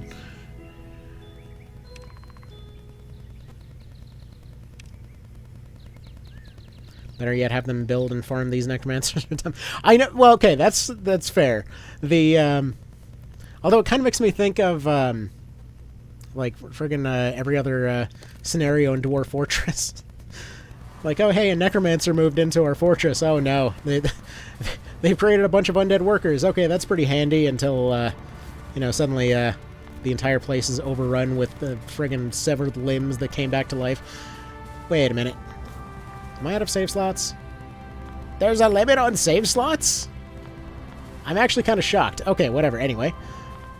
Weirdly specific. One little novel detail I do appreciate is that you can go back to the world map out of siege maps. Endless workforce, yet they live in a forest. I mean, I guess it's kind of hard to get people to not hate you when, you know, you're kind of making skeletons work for you. Seems magical resistance is increased with every summoned unit. Summons a weak controllable ghoul. Okay. If you have extra money, buy him a spell. If not, don't worry about it. I mean, I was about to go to the store anyway, so... Fair enough.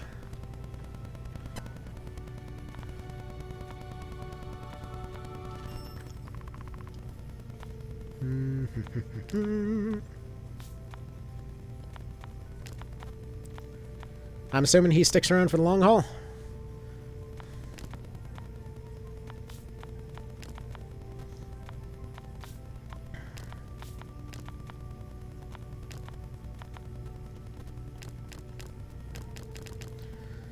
Yeah, this shadow drain thing seemed like, oh wait, crippled. Never mind. What the hell was it? Whatever, we're just gonna stick with fire. Because I'd like to buy a couple of these.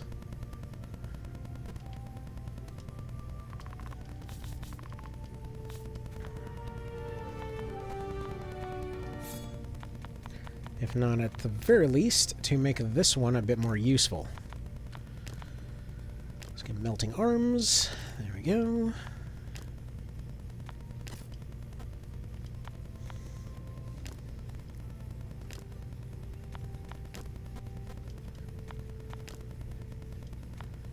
Although I don't think he can actually learn any additional stuff here.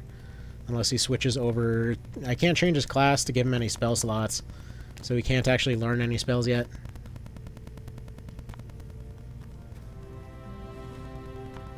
Alright.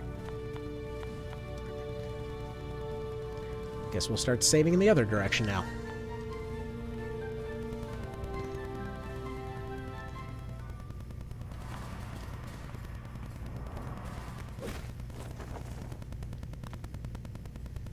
Don't think he can use fire? Alright, we'll try something else next time then.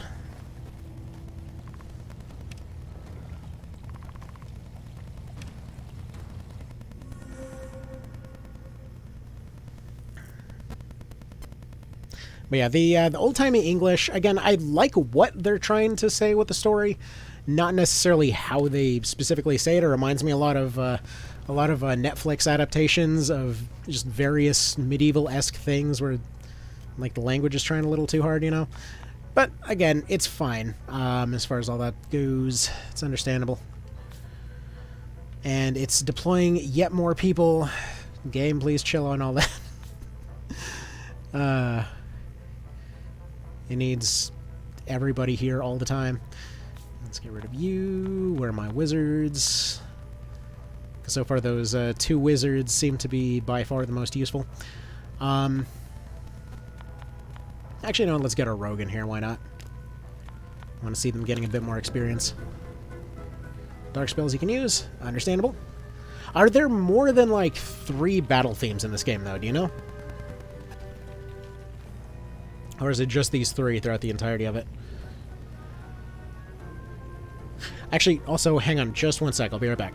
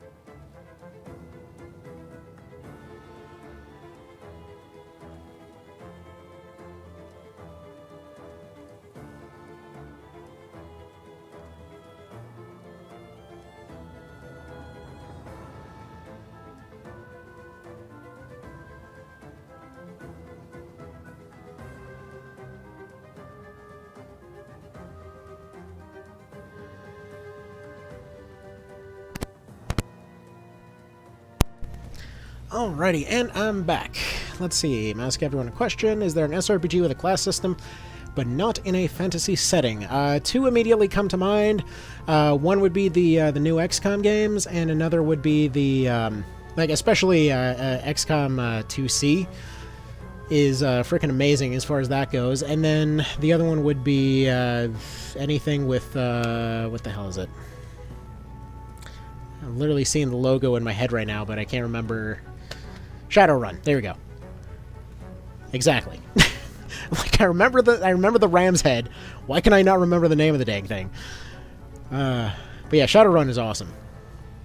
That counts as an ARPG? Yeah, I mean, kind of, but still. I mean, if you really want to stick strictly with traditional SRPG, then yeah, like new XCOM. Like XCOM 2C, you literally even have frickin' sci-fi wizards and robots and crap. I mean, you can argue about the mission structure and whatever else, but that game is like through and through an SRPG. I don't care what anyone says. Why is the music going weird? Anybody else hearing that, or is that just my headphones?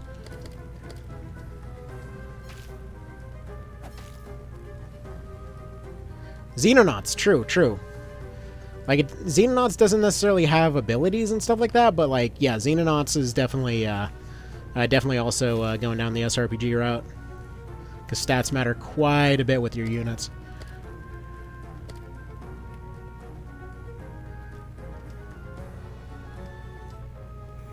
See, same theme. Enemies are the same, though, this arc for the most part. Right. Are we just talking about, like, undead stuff in general? Because, I mean, this music has been used for everything from undead to not undead to to castle sieges to forest sieges to random battles. It's seen a lot of extensive use.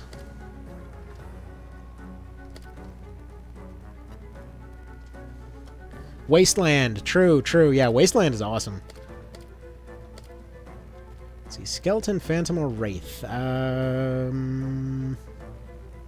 have any tooltips or anything? Apparently tooltips pulls up that menu. Let's see. Skelly. Kind of want a Skelly. Here we go.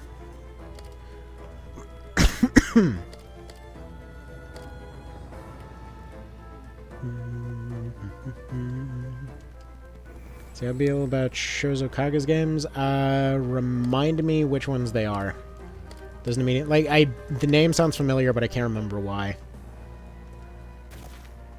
I'm really bad with names, admittedly. See, spooky time though. We are fighting undead in a lush forest. I know. I mean, you can't have anything in the genre without a freaking undead forest. Like they just can't help themselves. Like, I know why it's there, culturally speaking. I just mean it's been a thing since forever. For those that don't know, it's more than likely due to the Japanese suicide forest, where basically, folks would traditionally go and remove, just kind of unsubscribe from life, as it were. And so it just sort of became a place for all that kind of stuff. And for some reason, every SRPG seems to love adding that in there. Where there's just a forest full of ghosts, except it's usually due to whatever atrocities are going on next door, rather than, you know, that exact thing. Let's see, I guess Valkyria Chronicles could be considered an SRPG? Yeah, kinda. Like, it's an interesting take on one, for sure. Technically speaking, also, if we're gonna count anything shooty related, then SteamWorld Heist also kind of would fit the bill.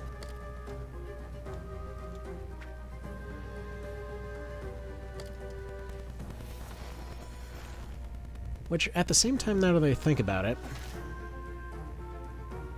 what was the other one? There was something... I remember there being something very similar to Wasteland. I can't remember the name of it right now. If it comes to mind, I'll let you know. But either way, there's a decent number of that kind of stuff out there.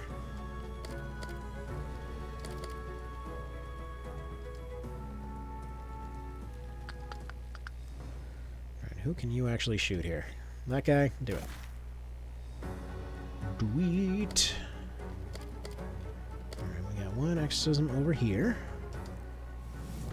Man, exorcism is surprisingly unreliable for how expensive it is. So he's got guns and magic, true, and magic spear ladies. Gotcha, then I think the theme is the same. Remember, the game is unfinished. Fallout Tactics, Underrail. True, Underrail, that was the one. That was the one.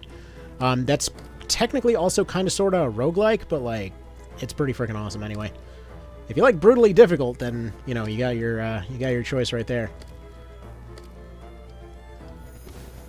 Vacron's fantasy is fancy, ends wanted, not fancy. What? I mean, they wanted a non-fantasy setting. I mean, it's like a World War I-esque setting. Actually, come to think of it, speaking of interesting World War settings, Ring of Red. There's one you don't hear come up that often. Also, you got Front Mission. Hello, random alarm. I forgot to turn off.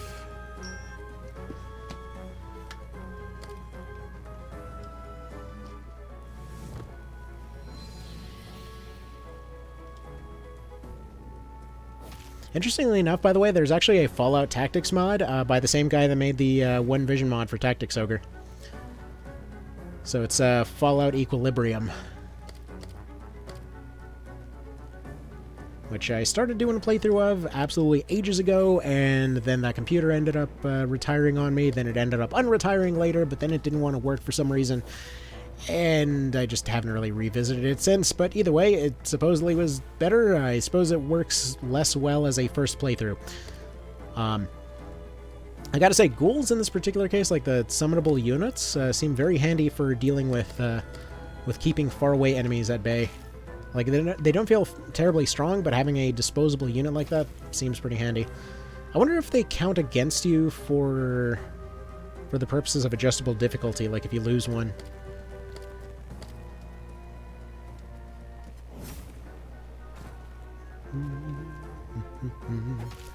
See, there's a Wild West game, but it has a bit of fantasy. I'll get the name in a minute. Hard West, right. Hard West. Hard West is freaking awesome. The first one is a bit more explory. The second one is technically somewhat more fantasy, but, like, it's got a lot of cool stuff to it. Like, the second one is literally a bunch of gamblers go and rob a train that's riding to hell and end up going and, like, wandering around the apocalypse with zombies and stuff. It's a wild experience. Though I will say it's not really the most optimized experience in the world. So, like, hell, even when I tried to run it on Steam Deck, it didn't particularly run well. Thinking of the wrong Valkyrie game? Okay. Got most of them except Fallout Tactics. Yeah, there's quite a few out there. Definitely quite a few. Let's go for some magic suppression here. Your turn's coming up pretty soon, although, oops, I shot my own guy. It's almost like that 0% was trying to tell me something. Alright. Well, you can't do anything other than summon that one dude for now. Hard West is the one you were thinking of? Yeah, I've tried both of them. They're really solid, and they make a lot of fun use of the setting, too. Like, for example, if you're traveling around and, like, let's say you needed high cover all of a sudden, you would pull up, like, well lids and stuff like that, and, you know, outhouse doors and whatever else. There's a lot of fun interactions with the environment. And it's funny because I never would have even heard about the series until they randomly sent me a review code for the second one, which absolutely would not run on anything that I had to test it on, but I was like, this is pretty freaking cool, even though I can't get it to run right. And then ultimately I ended up just buying the original on Switch, and yeah, it's really darn fun. I hope the second one makes it to something else at some point and or gets a bit more optimized, but yeah, it's a real fun one. There's a pixel art sci-fi space tactics game that will be announced soon called Perfect Legend. Yep, and then also another one. What was it? There was one from the same people that did Battle Brothers. That's some kind of war one that's coming up soon too. Or like World War something-esque one. That's also like a sci-fi tactics kind of thing.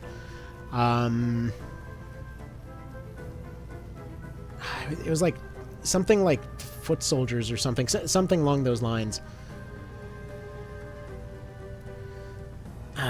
Man, my brain is just not working today.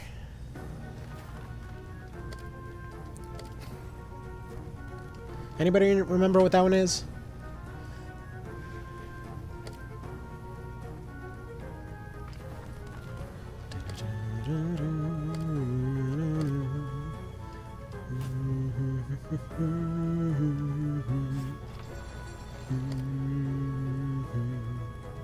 See, Shadow Gambit is a pirate game, also with a bit of fantasy. Yeah, true, there's a lot of pirate ones, too. Hadn't even got into those ones. Which, again, SteamWorld Heist, that's both pirate and fantasy. Or, sorry, yeah, pirate and sci-fi. So, yeah, because I got burnout from the genre despite loving it, trying to change the setting. Well, which kinds of things do you like most? Maybe there's a bit more to see there. I know personally, like again, as far as like the just genre in general, if you're looking for a change of pace and setting, I constantly recommend XCOM 2C. It's just the objective-based thing really it really shakes things up. If you're, I would recommend extending the timers though, because they are a bit brutal to start off with, you know, especially if you're new. But it's a really fun way that they go about a lot of things. Additionally, there's actually Chimera Squad as well, if you want a shorter experience of a similar thing, where it's basically the same setting, but you're a police squad, just basically doing a bunch of riot suppression, or not riot suppression, but like you're dealing with a bunch of random stuff going on in this one city, but it's using the same mechanics of XCOM 2 in this setting where you just have a set cast. But it's a really fun take on the idea, where you've got a bunch of preset classes for your people, like preset equipment loadouts and whatever. But it's just very fun to see these situations where you're like breaching into buildings and you got this whole slow-mo entry sequence for every fight that you get into and stuff. It's really cool. I mean, I feel like you really don't hear about Chimera Squad as much as you should. It's pretty brutally difficult on the higher difficulties, but like it's a really fun game. Jagged Alliance 3, not as RPG-ish, but that might do it for you. True, Jagged Alliance is also pretty darn fun. I would say, personally, what do you guys think? What's a bit more of an SRPG? Technically, Jagged Alliance or Xenonauts 2? Because I kind of feel like it's an almost equal thing between the two of them. This gives me big Felseal vibes, but I'm still on the fence about it. I mean, I'll be honest, between the two of them so far, I would still recommend Felseal first, not only because it's half the price with the DLC, but like, you know, it was completed all the way. I don't know what the story is specifically, as far as how finished it is or not. I just really like a lot of the stuff that they attempted here, you know? There's a lot of really cool ideas that they were trying to all tie together at once. They definitely bit off more than they could chew. That part's clear. But still. Also, I just noticed one little detail I didn't pay attention to earlier. When a unit is actually on their last life, their little gravestone thing turns red. Because he got lives in this one. It's like... Oh, wait, no. Why is he... No, why is he red then? I thought that was his last life. Okay, then I have no idea why he's... Hang on, wait a minute. Hold up. Condition, what is this?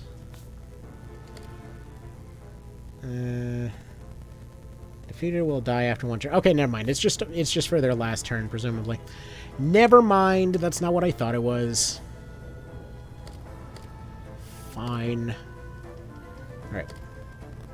I'll go deal with this then. Like character building and team building. Yeah, and that's, again, what I really like about Felseal. It's like the utter lunacy that you can get with all of your teams, and especially the fact that everything comes in more or less randomized as per one of the options there, that you can basically have a different playthrough every time. And stuff will generally interact as much as you want it to. Like, as soon as I noticed that you could do dumb crap like, oh, well, I have this guy self-destruct to heal the entire team, but then also have him set up for a crit build in order to self-destruct heal for a, you know, critical for the entire team. It's just, there's a lot of those moments where it's like, this is so stupid and it shouldn't work, but it just does. And then you get even more inspirations by seeing the AI come in with a similar situation. Also, I just used in... Did I hit the wrong target there or something? Why didn't he come back?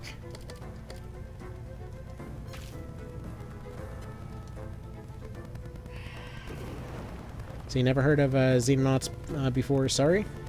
So Xenonauts is basically, think of classic XCOM, except it's like more of a, like Xenonauts 1 was like a Cold War setting, whereas Xenonauts 2 is more of a modern day setting. The idea is that you're on a very strict timer to try and stop an alien invasion that nobody believes exists. And you're basically doing, like, trying to shoot down UFOs and stuff. You raid those UFOs, you try to capture stuff in order to research it, and then you use all of those different researches to win fights. There's kind of armor shredding mechanics. So, like, for example, something might take no... Like, later game enemies show up with really high armor and stuff. So you might run up, blast them with a shotgun or something, and it just bounces off, but you hit something enough times, it'll shred their armor off, and, you know, it just kind of leads to the satisfying thing of, like, well, one bullet didn't kill you, but, you know, 100 did. But either way, it's a really fun game. But, like, Xenonauts 2 leans far more into the spy aspect of it. So, like, early on, you're raiding these guys known as cleaners there, where you're basically tracking down these offices with just a bunch of, like, men in black with machine guns and whatever guarding them. And there's a lot of those cases where you'll raid into buildings and you have a certain amount of turns before the place is just getting completely swarmed with reinforcements. And the fights get really, really dramatic, is the thing. Like, to the point where you're, like, blowing out buildings, blowing out entire chunks of buildings to just get a shot on a guy, and, you know, doing a lot of desperate creative stuff. Like, creativity is really the name of the game with those games. Alright, let's see. There's some old robot games. I think you're thinking of Front Mission. Because, yeah, those are technically still around. Also, I still have absolutely no idea why some of these guys are showing up as red for their revival, and others are showing up as gray. No clue. No clue at all. But either darn ways. Let's see. Squad Site, Gun Night, Broken Build, and Fell Seal. See, it's broken until you find the next broken thing, is the thing. Like, I know personally my absolute favorite was a Ranger with... how was it? Like, a Ranger with Scout... plus a crit build, plus an attack bonus, plus versatility, plus a war mage with a crossbow. Basically doing spells that could crit with a crossbow shot that could also crit, using the automatic crossbow that could fire in an AoE, basically just giving you a sort of multiple crit potential, you know, multi-shot shotgun kind of situation. Like, that kind of stupid crap is what makes Felseal so dang fun. Like hell, why can't everything attach to this attack crit, you know? So you want to play the remakes of Front Mission? I've heard a lot of good things. I will say, by the way, if you guys like a lot of that mentality, I didn't cover it as much as I was hoping to, but really check out Monster Sanctuary. The people making that one are apparently also the same folks that are going to be working together with the Felseal people to do whatever that Tactics Ogre-esque thing is that they're working on. But Monster Sanctuary is basically like Pokemon meets Metroid, and there's a absolute ton of strategic goodness in that one. I mean, it's a really, really solid game. I mean, honestly, if you like SRPGs, you'll love that one.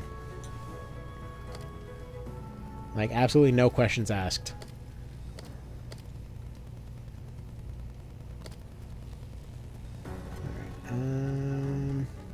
Yeah, attack ranges in this one are also a little bit weird sometimes.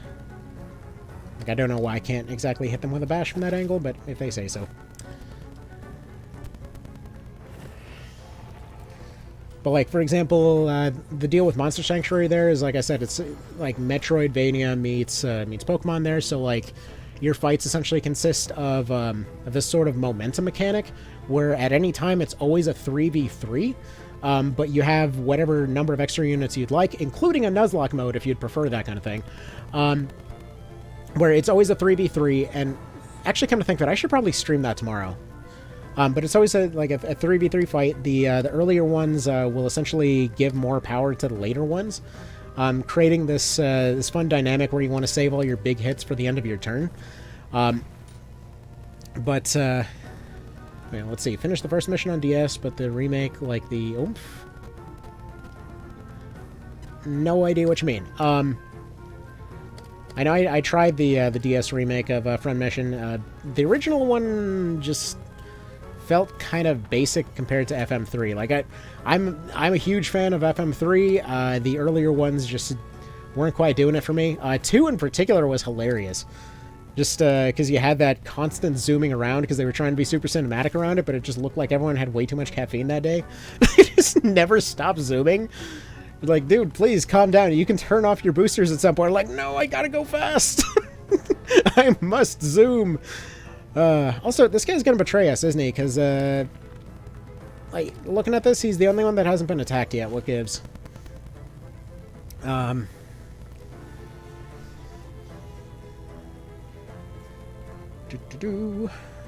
yeah, I don't know if that remake of FM1 added any abilities or whatever. Because that was the only problem with those earlier ones, that it just didn't seem like they had as much going on, like mechanically speaking anyway. Again, at least in my opinion. Obviously, I'm no expert in those ones. Mostly more familiar with these kinds of games. Also, can't help but notice that the limit on ghouls that you can actually summon is limited entirely only by whether or not they're actually conscious at any given time. So, technically speaking, we're one above the cap that he's got at the moment. Just because this one came back to life. But anyways, now I really like the ideas in FM3, like the way that the story could play out differently. The whole internet system was very neat on there. I mean, definitely could have done more with making the abilities controllable, but still, it was very very fun. Alright, can we just exercise this guy because he should be at low health? There we are. I kind of feel like this particular one could end right here and not go one additional fight, because it's been going on for a bit of a hot minute. See, the remake lacks some oomph, as I think there's almost no strength behind each attack. Understandable. Yeah, I haven't seen enough of the remake to know, but I mean, that sounds right. Now, out of curiosity, can he still summon another one? Yes. Oh, the unit cap means nothing. I'm assuming that's what people meant about this class. Felt like it still had some stuff to be worked out. Because yeah, he's got a limit of 1, but as long as one gets knocked out, they can just summon a new one. And then if that one gets knocked out, they can just still summon a new one. So you can basically get infinite units this way. Oh, that's funny. See, there's always Kenshi. It's different, not strategy. It's open world, but you do build a team. That is true. That game is weird, and I like it. It's very fun to watch videos about it, I will say that much. Yeah, for those that don't know, if you ever wanted a game where a faction literally steals everybody's skin off their bones, it's that kind of game. Where you get a broken arm and you just are a lanky, armless abomination forever, so you gotta go replace it with robot parts and whatever. It is a weird but fascinating experience.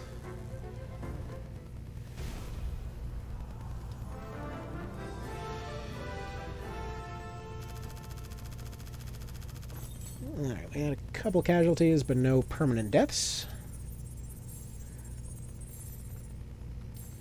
Odie goody. Feels like that could use a few sounds, but moving on. If we're done leveling up, we can go ahead and exit that screen finally.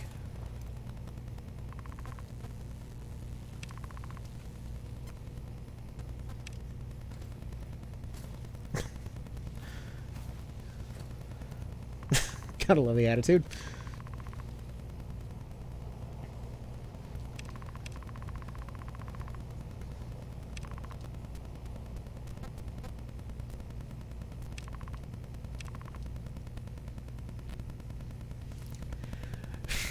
It's the opposite of painful. It is heartwarming to return a soul to its previous life once more. It brings closure to them and ones they had left behind in life. Now go kill some stuff for me, please.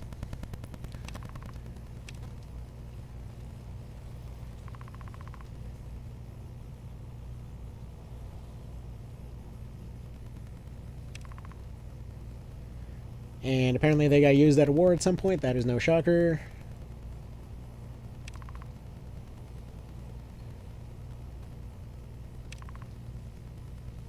Oh, so they were apparently an entire faction or nation or whatever else that got slapped. Oh, but yeah, that one's real time. I mean, honestly, ARPGs, I feel in many cases, are close enough to SRPGs that they can oftentimes count. Like, personally, I still consider something like Pillars of Eternity an SRPG. Even though I know that many would probably disagree with me on that one. Also, hey, it actually, wait, what? Lightning Dragon arc, Necromancy arc? This literally is its own, okay. I see, okay. Well, shoot, then that actually would be a bit shorter than I was expecting. Then there would only be like 10 or so fights left?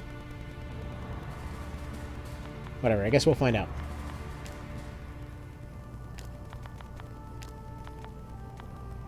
Brothers in Arms, gain strength for every ally in its vicinity. How close is vicinity? Is it going to tell us? Probably not.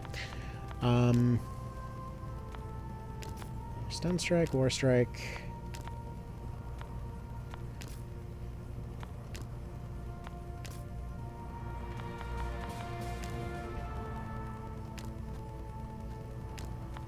What kind of duelist stuff can you learn? And by the way, this is what I was talking about earlier, where like weapon triangle. This is that one I was talking about where they just literally would use the weapon triangle. Got a few different things. Let's see. Unit receives less damage if lower tier armor pieces are equipped as compared to the attacker. Interesting. Sure, why not? Weapon Vantage. Unit gains additional strength if it has 2H weapon, but the target has a 1H. That kind of thing. Like, they've got some interesting ideas here. I can't say that everything was, you know, executed perfectly, but they've got interesting ideas. Alright.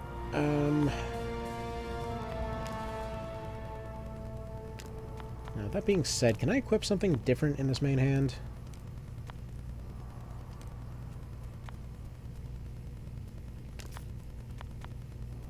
Let's go put his gun away, because it's not like he really needs it. It's worse than his crossbow anyway.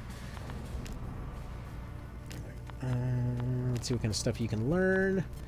Converts all TP to MP. That seems like it'd be pretty darn handy. Should allow for turn 1 casts. Secondary mage here should probably be able to learn the same thing. Let's see, this unit avoids friendly units for offensive spells. Okay. Gains the ability to cast magic spells in a medium area. Okay. That's what it was. They don't just naturally get the ability to do AoEs, they gotta learn it. That's what it is. Melting Arms, sure. Good. In which case... Whatever, we'll find out. Like, I kind of wish it would automatically fill in spell slots unless you specifically didn't want that for some reason. Also, I should probably get that Barbarian off his horse. In fact, it probably wouldn't be a terrible idea to actually mount one of the wizards. Just to kind of give him a bit more of a health bar there. Like, this guy in particular keeps getting absolutely smushed. So just go ahead and give him a horse. Again, honestly, I like the mount system. Like, I've heard a lot of different things about it. I personally think it works.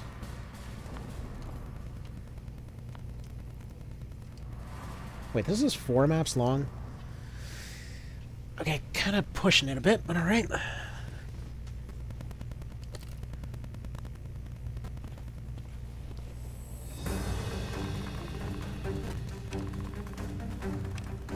Beginning to get tiresome. Yeah, no kidding. Think we could maybe chill on the undead now. It's kind of a bit much. Alright, and once again, we've deployed 1.5 million units that we don't need. Let's get you out of here. Let's get... How many people do we still need to get rid of? Let's probably forget you for the moment, and... Just let this duelist guy sit this one out so somebody else can get some experience here. Probably this one as well. Can't help but notice that I accidentally deleted one of my casters here at some point. Alright. Let's see. You can pause or just give him an overall attack. Everything Kenshi has a learning curve. Yeah, it's a strange game. Oh, hey, a new theme. And I guess we do get zombies.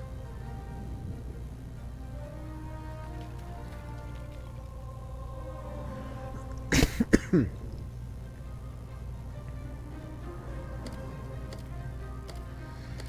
I get one skelly to start off with. It's because they seem to suck and die immediately, so as soon as he dies, we'll go ahead and get another one. It doesn't seem to make a whole lot of sense to do anything other than sit here and hold out. Gonna crunch them all over here, as it were.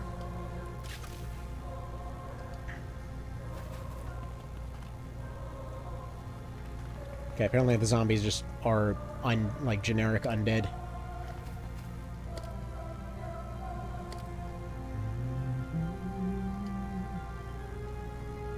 Has nothing to nothing to convert. Oh, Melting Arms is a one-turn cast. Okay.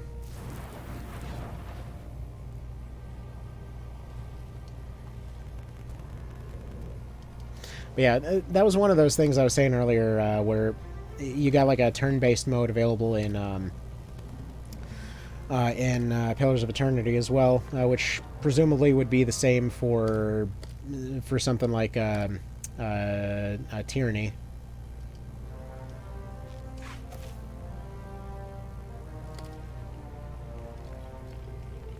And I think Shadowrun is turn-based by default. I don't think it has any other mode.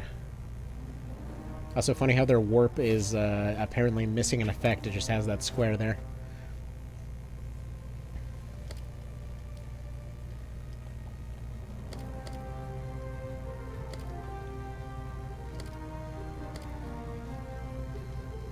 And yeah, Bobarian there setting up for revenge kills seems pretty alright. Alright, we send the skeleton to die to abuse the unit cap. Or lack of a unit cap, rather.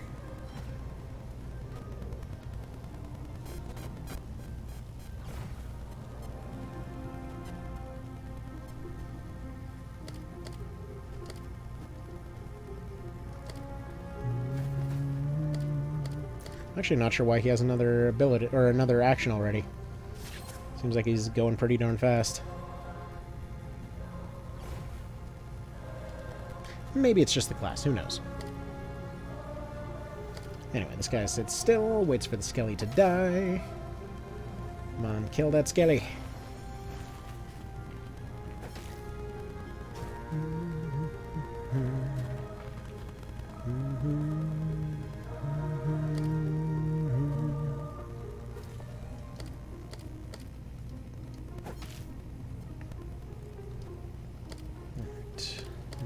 Let's see, you got your... Yeah, you should have enough to attack again.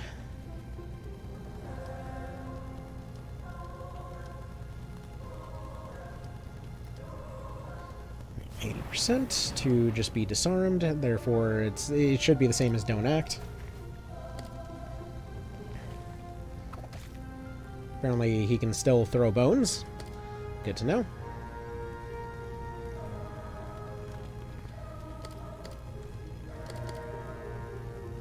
Longbow on you.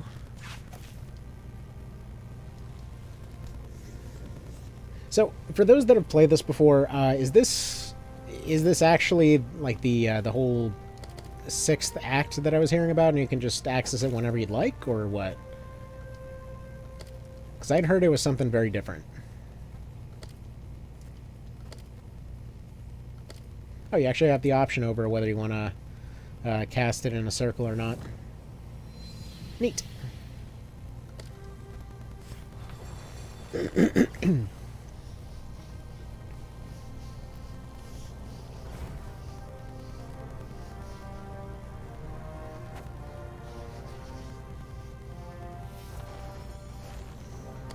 now we should be able to get another one.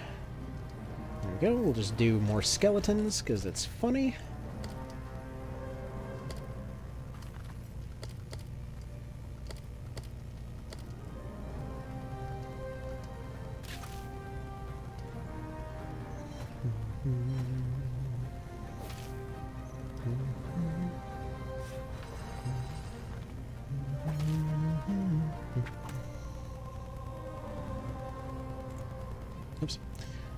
I got the mouse moving all across the screen here. I gotta wrap it up pretty soon, though. I think after this fight we'll have to call it. Because I got to go do stuff.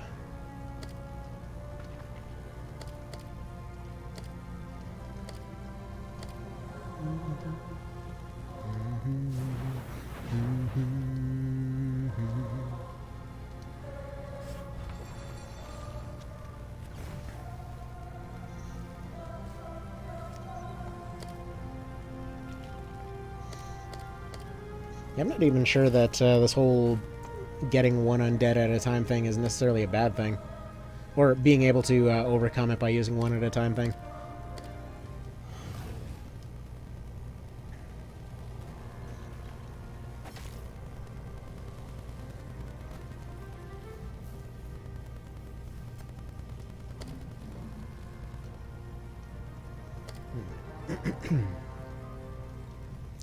Okay, that's weird. So, because I interrupted the ghost, apparently? Wait, what? That is super weird. I guess because I interrupted the ghost or something? He lost his movement turn? Because look, he has cancel move, but I haven't actually moved him anywhere. And then I was interrupting the ghost from earlier. So he hasn't moved anywhere. He doesn't have his legs broken, but he doesn't have the option to move this turn. I saw the same thing happen with an action earlier. So there seems to be a bug with the interrupt feature that potentially causes you to lose a turn. So you hope not, because this ends on a bit of a cliffhanger. I mean, I've heard the cliffhanger bit. I mean, from what I've heard, it's supposed to be... the actual ending is in a different part. What I'm thinking, and kind of what I'm trying to judge this based off of, is if it's true that that this is kind of where this arc is. It's a possibility that many folks were, for example, seeing an earlier arc, or a arc here showing up at a different time than maybe was intended, which might potentially be explaining why the actual story end might potentially have seemed, you know, like it was happening at the wrong spot. Because this is again Act 3, and this was available right here. So if this was a side quest kind of thing, and you know, was just encountering it right here, then there's a pretty decent possibility that this was meant to just be like a little side arc that you could access whenever. I mean, it doesn't feel like it was level scaled to some impossible degree either. So, I don't know, it's hard to judge. So that guy must be defending, that's why he's showing 0.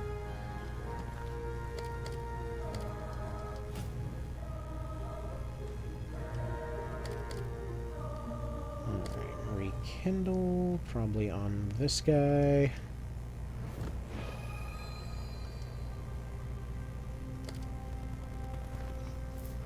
But yeah, I gotta remember to put in a report about that bug. That's weird.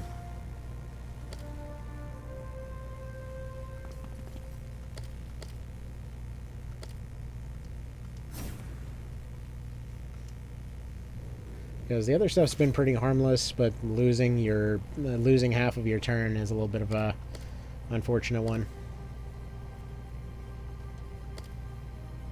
All right, let's break the unit cap some more.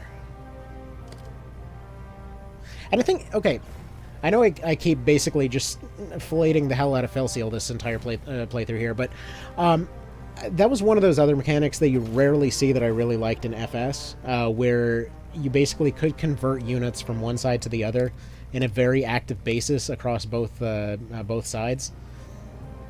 Like, especially the zombie mechanic in that one just was really, really novelly done. For those that had never played Felseal, basically the idea was that you could get necromancers on your team, but they wouldn't be able to actually bring back the dead unless you killed an enemy unit. So that enemy unit would be taken off the field and added to the dead pile. This would mean that they themselves would be able to revive them, but then at the same time, you could revive them as your zombies instead. So it was just a very novel way of doing it, you know? let's go ahead and do a crosscast over here. Disable multiple units. Oop, hit the mic there, my apologies. I feel like skeletons are probably the best one of these dudes that they can summon, because these wraiths don't seem to have enough MP to do stuff.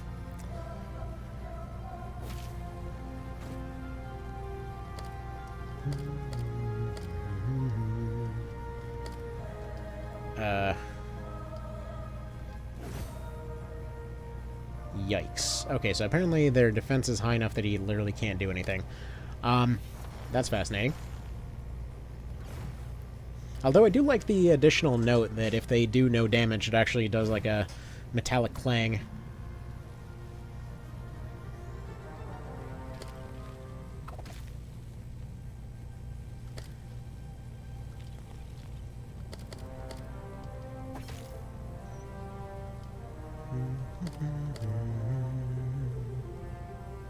Alright, so I guess the Wraith hasn't died yet. We gotta get on that as soon as possible.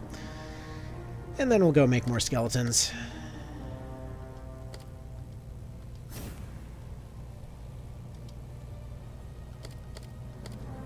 Let's go hit this guy so that we can stab him some more.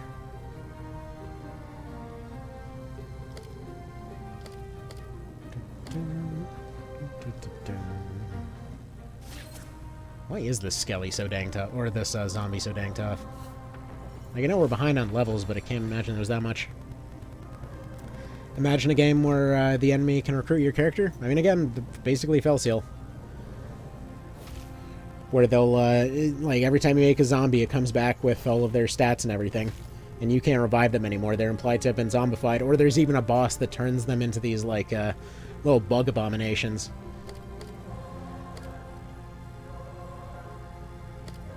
Alright, we should probably get you up. Oh, you can do an area rekindle. Okay. You can do an area revive. That's got some cheese potential. I like that. Although his horse is about to die, so we're going to move him over here.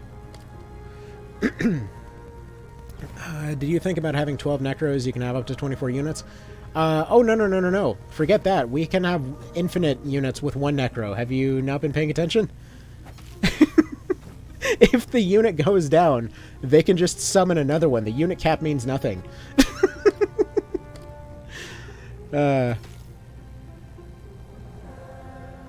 Oh, apparently if they do no damage, flank doesn't trigger. What the hell?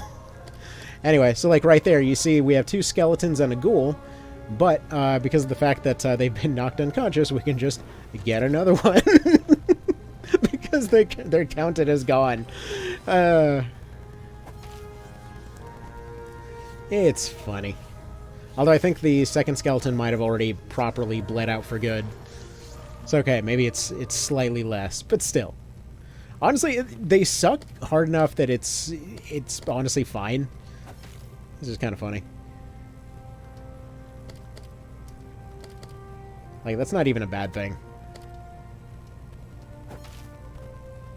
Although I seriously have no clue why this this one zombie is so freakishly tough.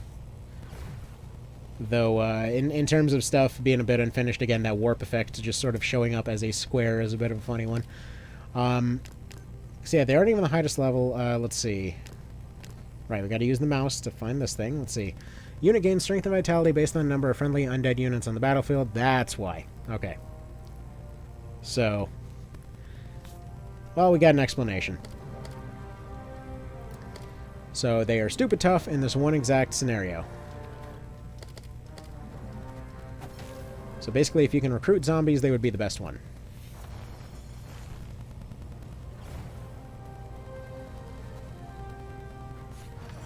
Alright.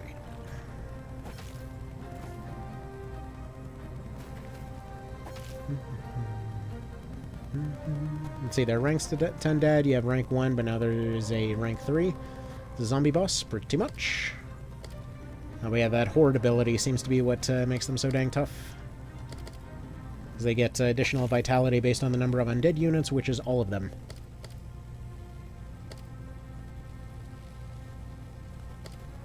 Let's do a normal on you. I love how his horse disappears when casting. Like, behold, I am levitating on my booty. Let's just beat this zombie over the head, or a skeleton over the head.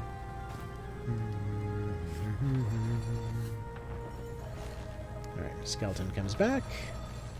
Bobarian, I totally forgot was out there.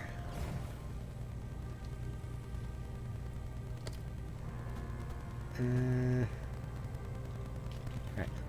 Does your undead count as well? For, I don't know.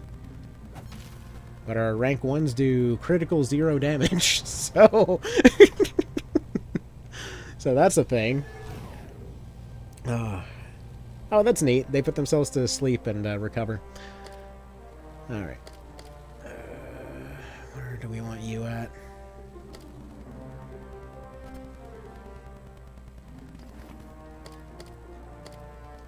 Just do a stunning strike, I guess. The funny part is that you need apparently at least 1 damage to be able to do a what's it? To trigger a flank, which means that those 0 damage hits actually don't even trigger flanks.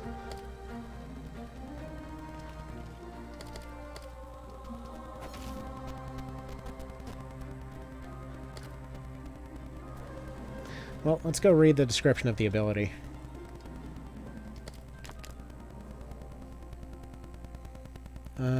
Based on the number of friendly undead units, so presumably, no, it doesn't count ours.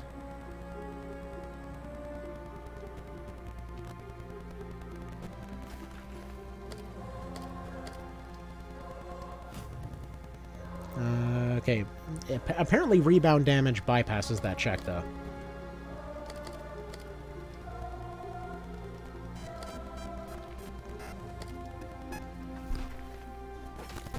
So eventually we'll get back to maps without undead, so only yours would be on the field. Yeah, if we get a necromancer out of this whole thing, I can tell you already that we can abuse the ever-loving bejesus out of this undead mechanic right now. Because as it stands, we can get an infinite amount of them. And while they're not terribly useful in this situation, if they do have upgraded versions, then that'd be a very different situation. Because, yeah, I'm assuming... Again, it's one of those situations if I don't know whether something's a bug or a feature. But yeah, we can completely bypass 100% of that limit count just by sending them forward and letting them get knocked out. And then, as soon as they're knocked out, it seems to only check it once. So, like, even if they get back on their feet, it still doesn't count them as part of your active limit. So it seems like you can just immediately get another one. So, like, I was able to summon another one while this guy was up on his feet. Our ghost, wherever he was, should be down somewhere here. So we should be able to get another one now. I'll get some rebound damage on this one.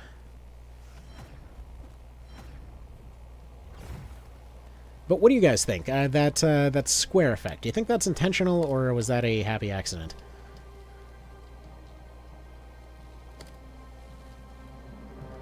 Actually, no. Is that last skeleton that I got? I don't know what the hell's going on with all that. There's some kind of limit. Undead make a good meat shield. That they do. Ironic, because they have no meat. Alright. Keep on disabling this guy. They're next to no damage. There we go. He's back up on his feet. You're going to go throw some bones.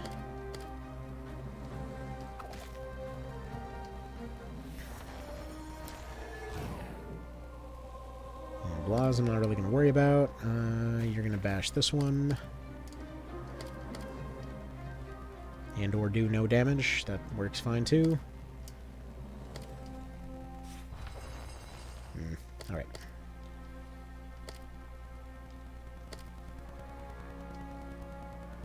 113. What about this one? I would be able to get rid of them entirely, so let's go ahead and move you here. Kind of a dangerous position for this horse.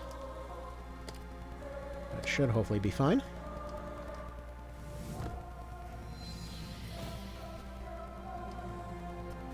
Did that not exercise them?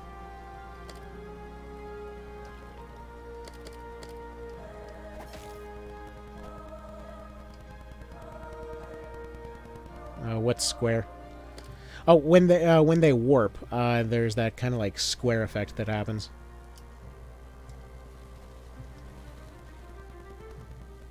Yeah, what the hell? Okay, so exercise just knocked them out. It didn't actually exercise them. Weird.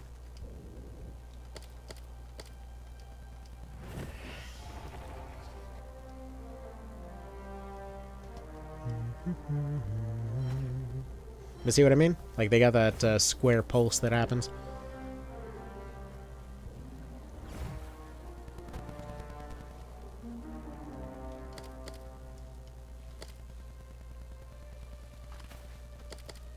Out of curiosity, does 0 damage wake them up? No. I think it's placeholder. That's what it feels like.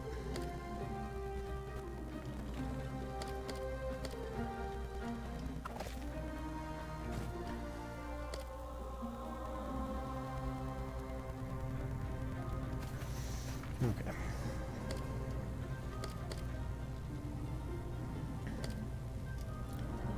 Alright, well, we might as well try to exercise some more things, see if it actually will work on the other stuff.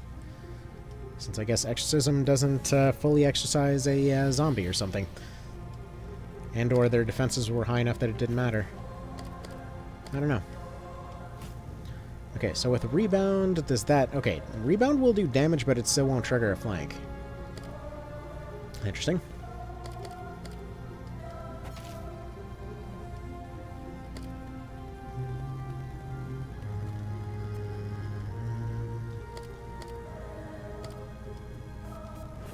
Although it seems that all their vitality bonus doesn't do anything for resistance.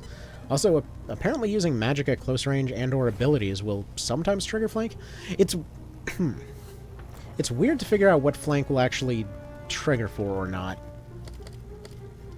It's like, for some physical abilities it triggers, for some magical abilities it triggers, for other ones it just doesn't. I got no idea. Also, presumably... Okay, maybe not. I was going to say, presumably, with less units on the field, maybe we'd be able to get more done, but doesn't appear so.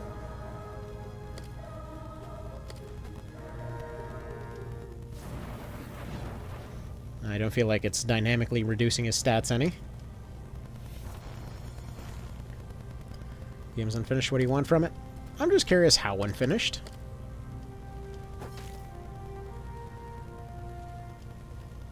It's a healthy level of curiosity. There we go.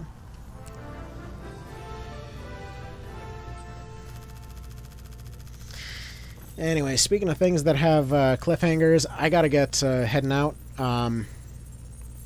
So, either way, we'll see about doing more of this next week or so. I was kind of thinking to do a, well, something different for tomorrow. I mean, if it ends up being workable, I was kind of hoping to do more of these on a regular basis. But anyways, I have to get going for now. So, y'all have yourselves a good one. And, yeah, I'll see you at the next thing.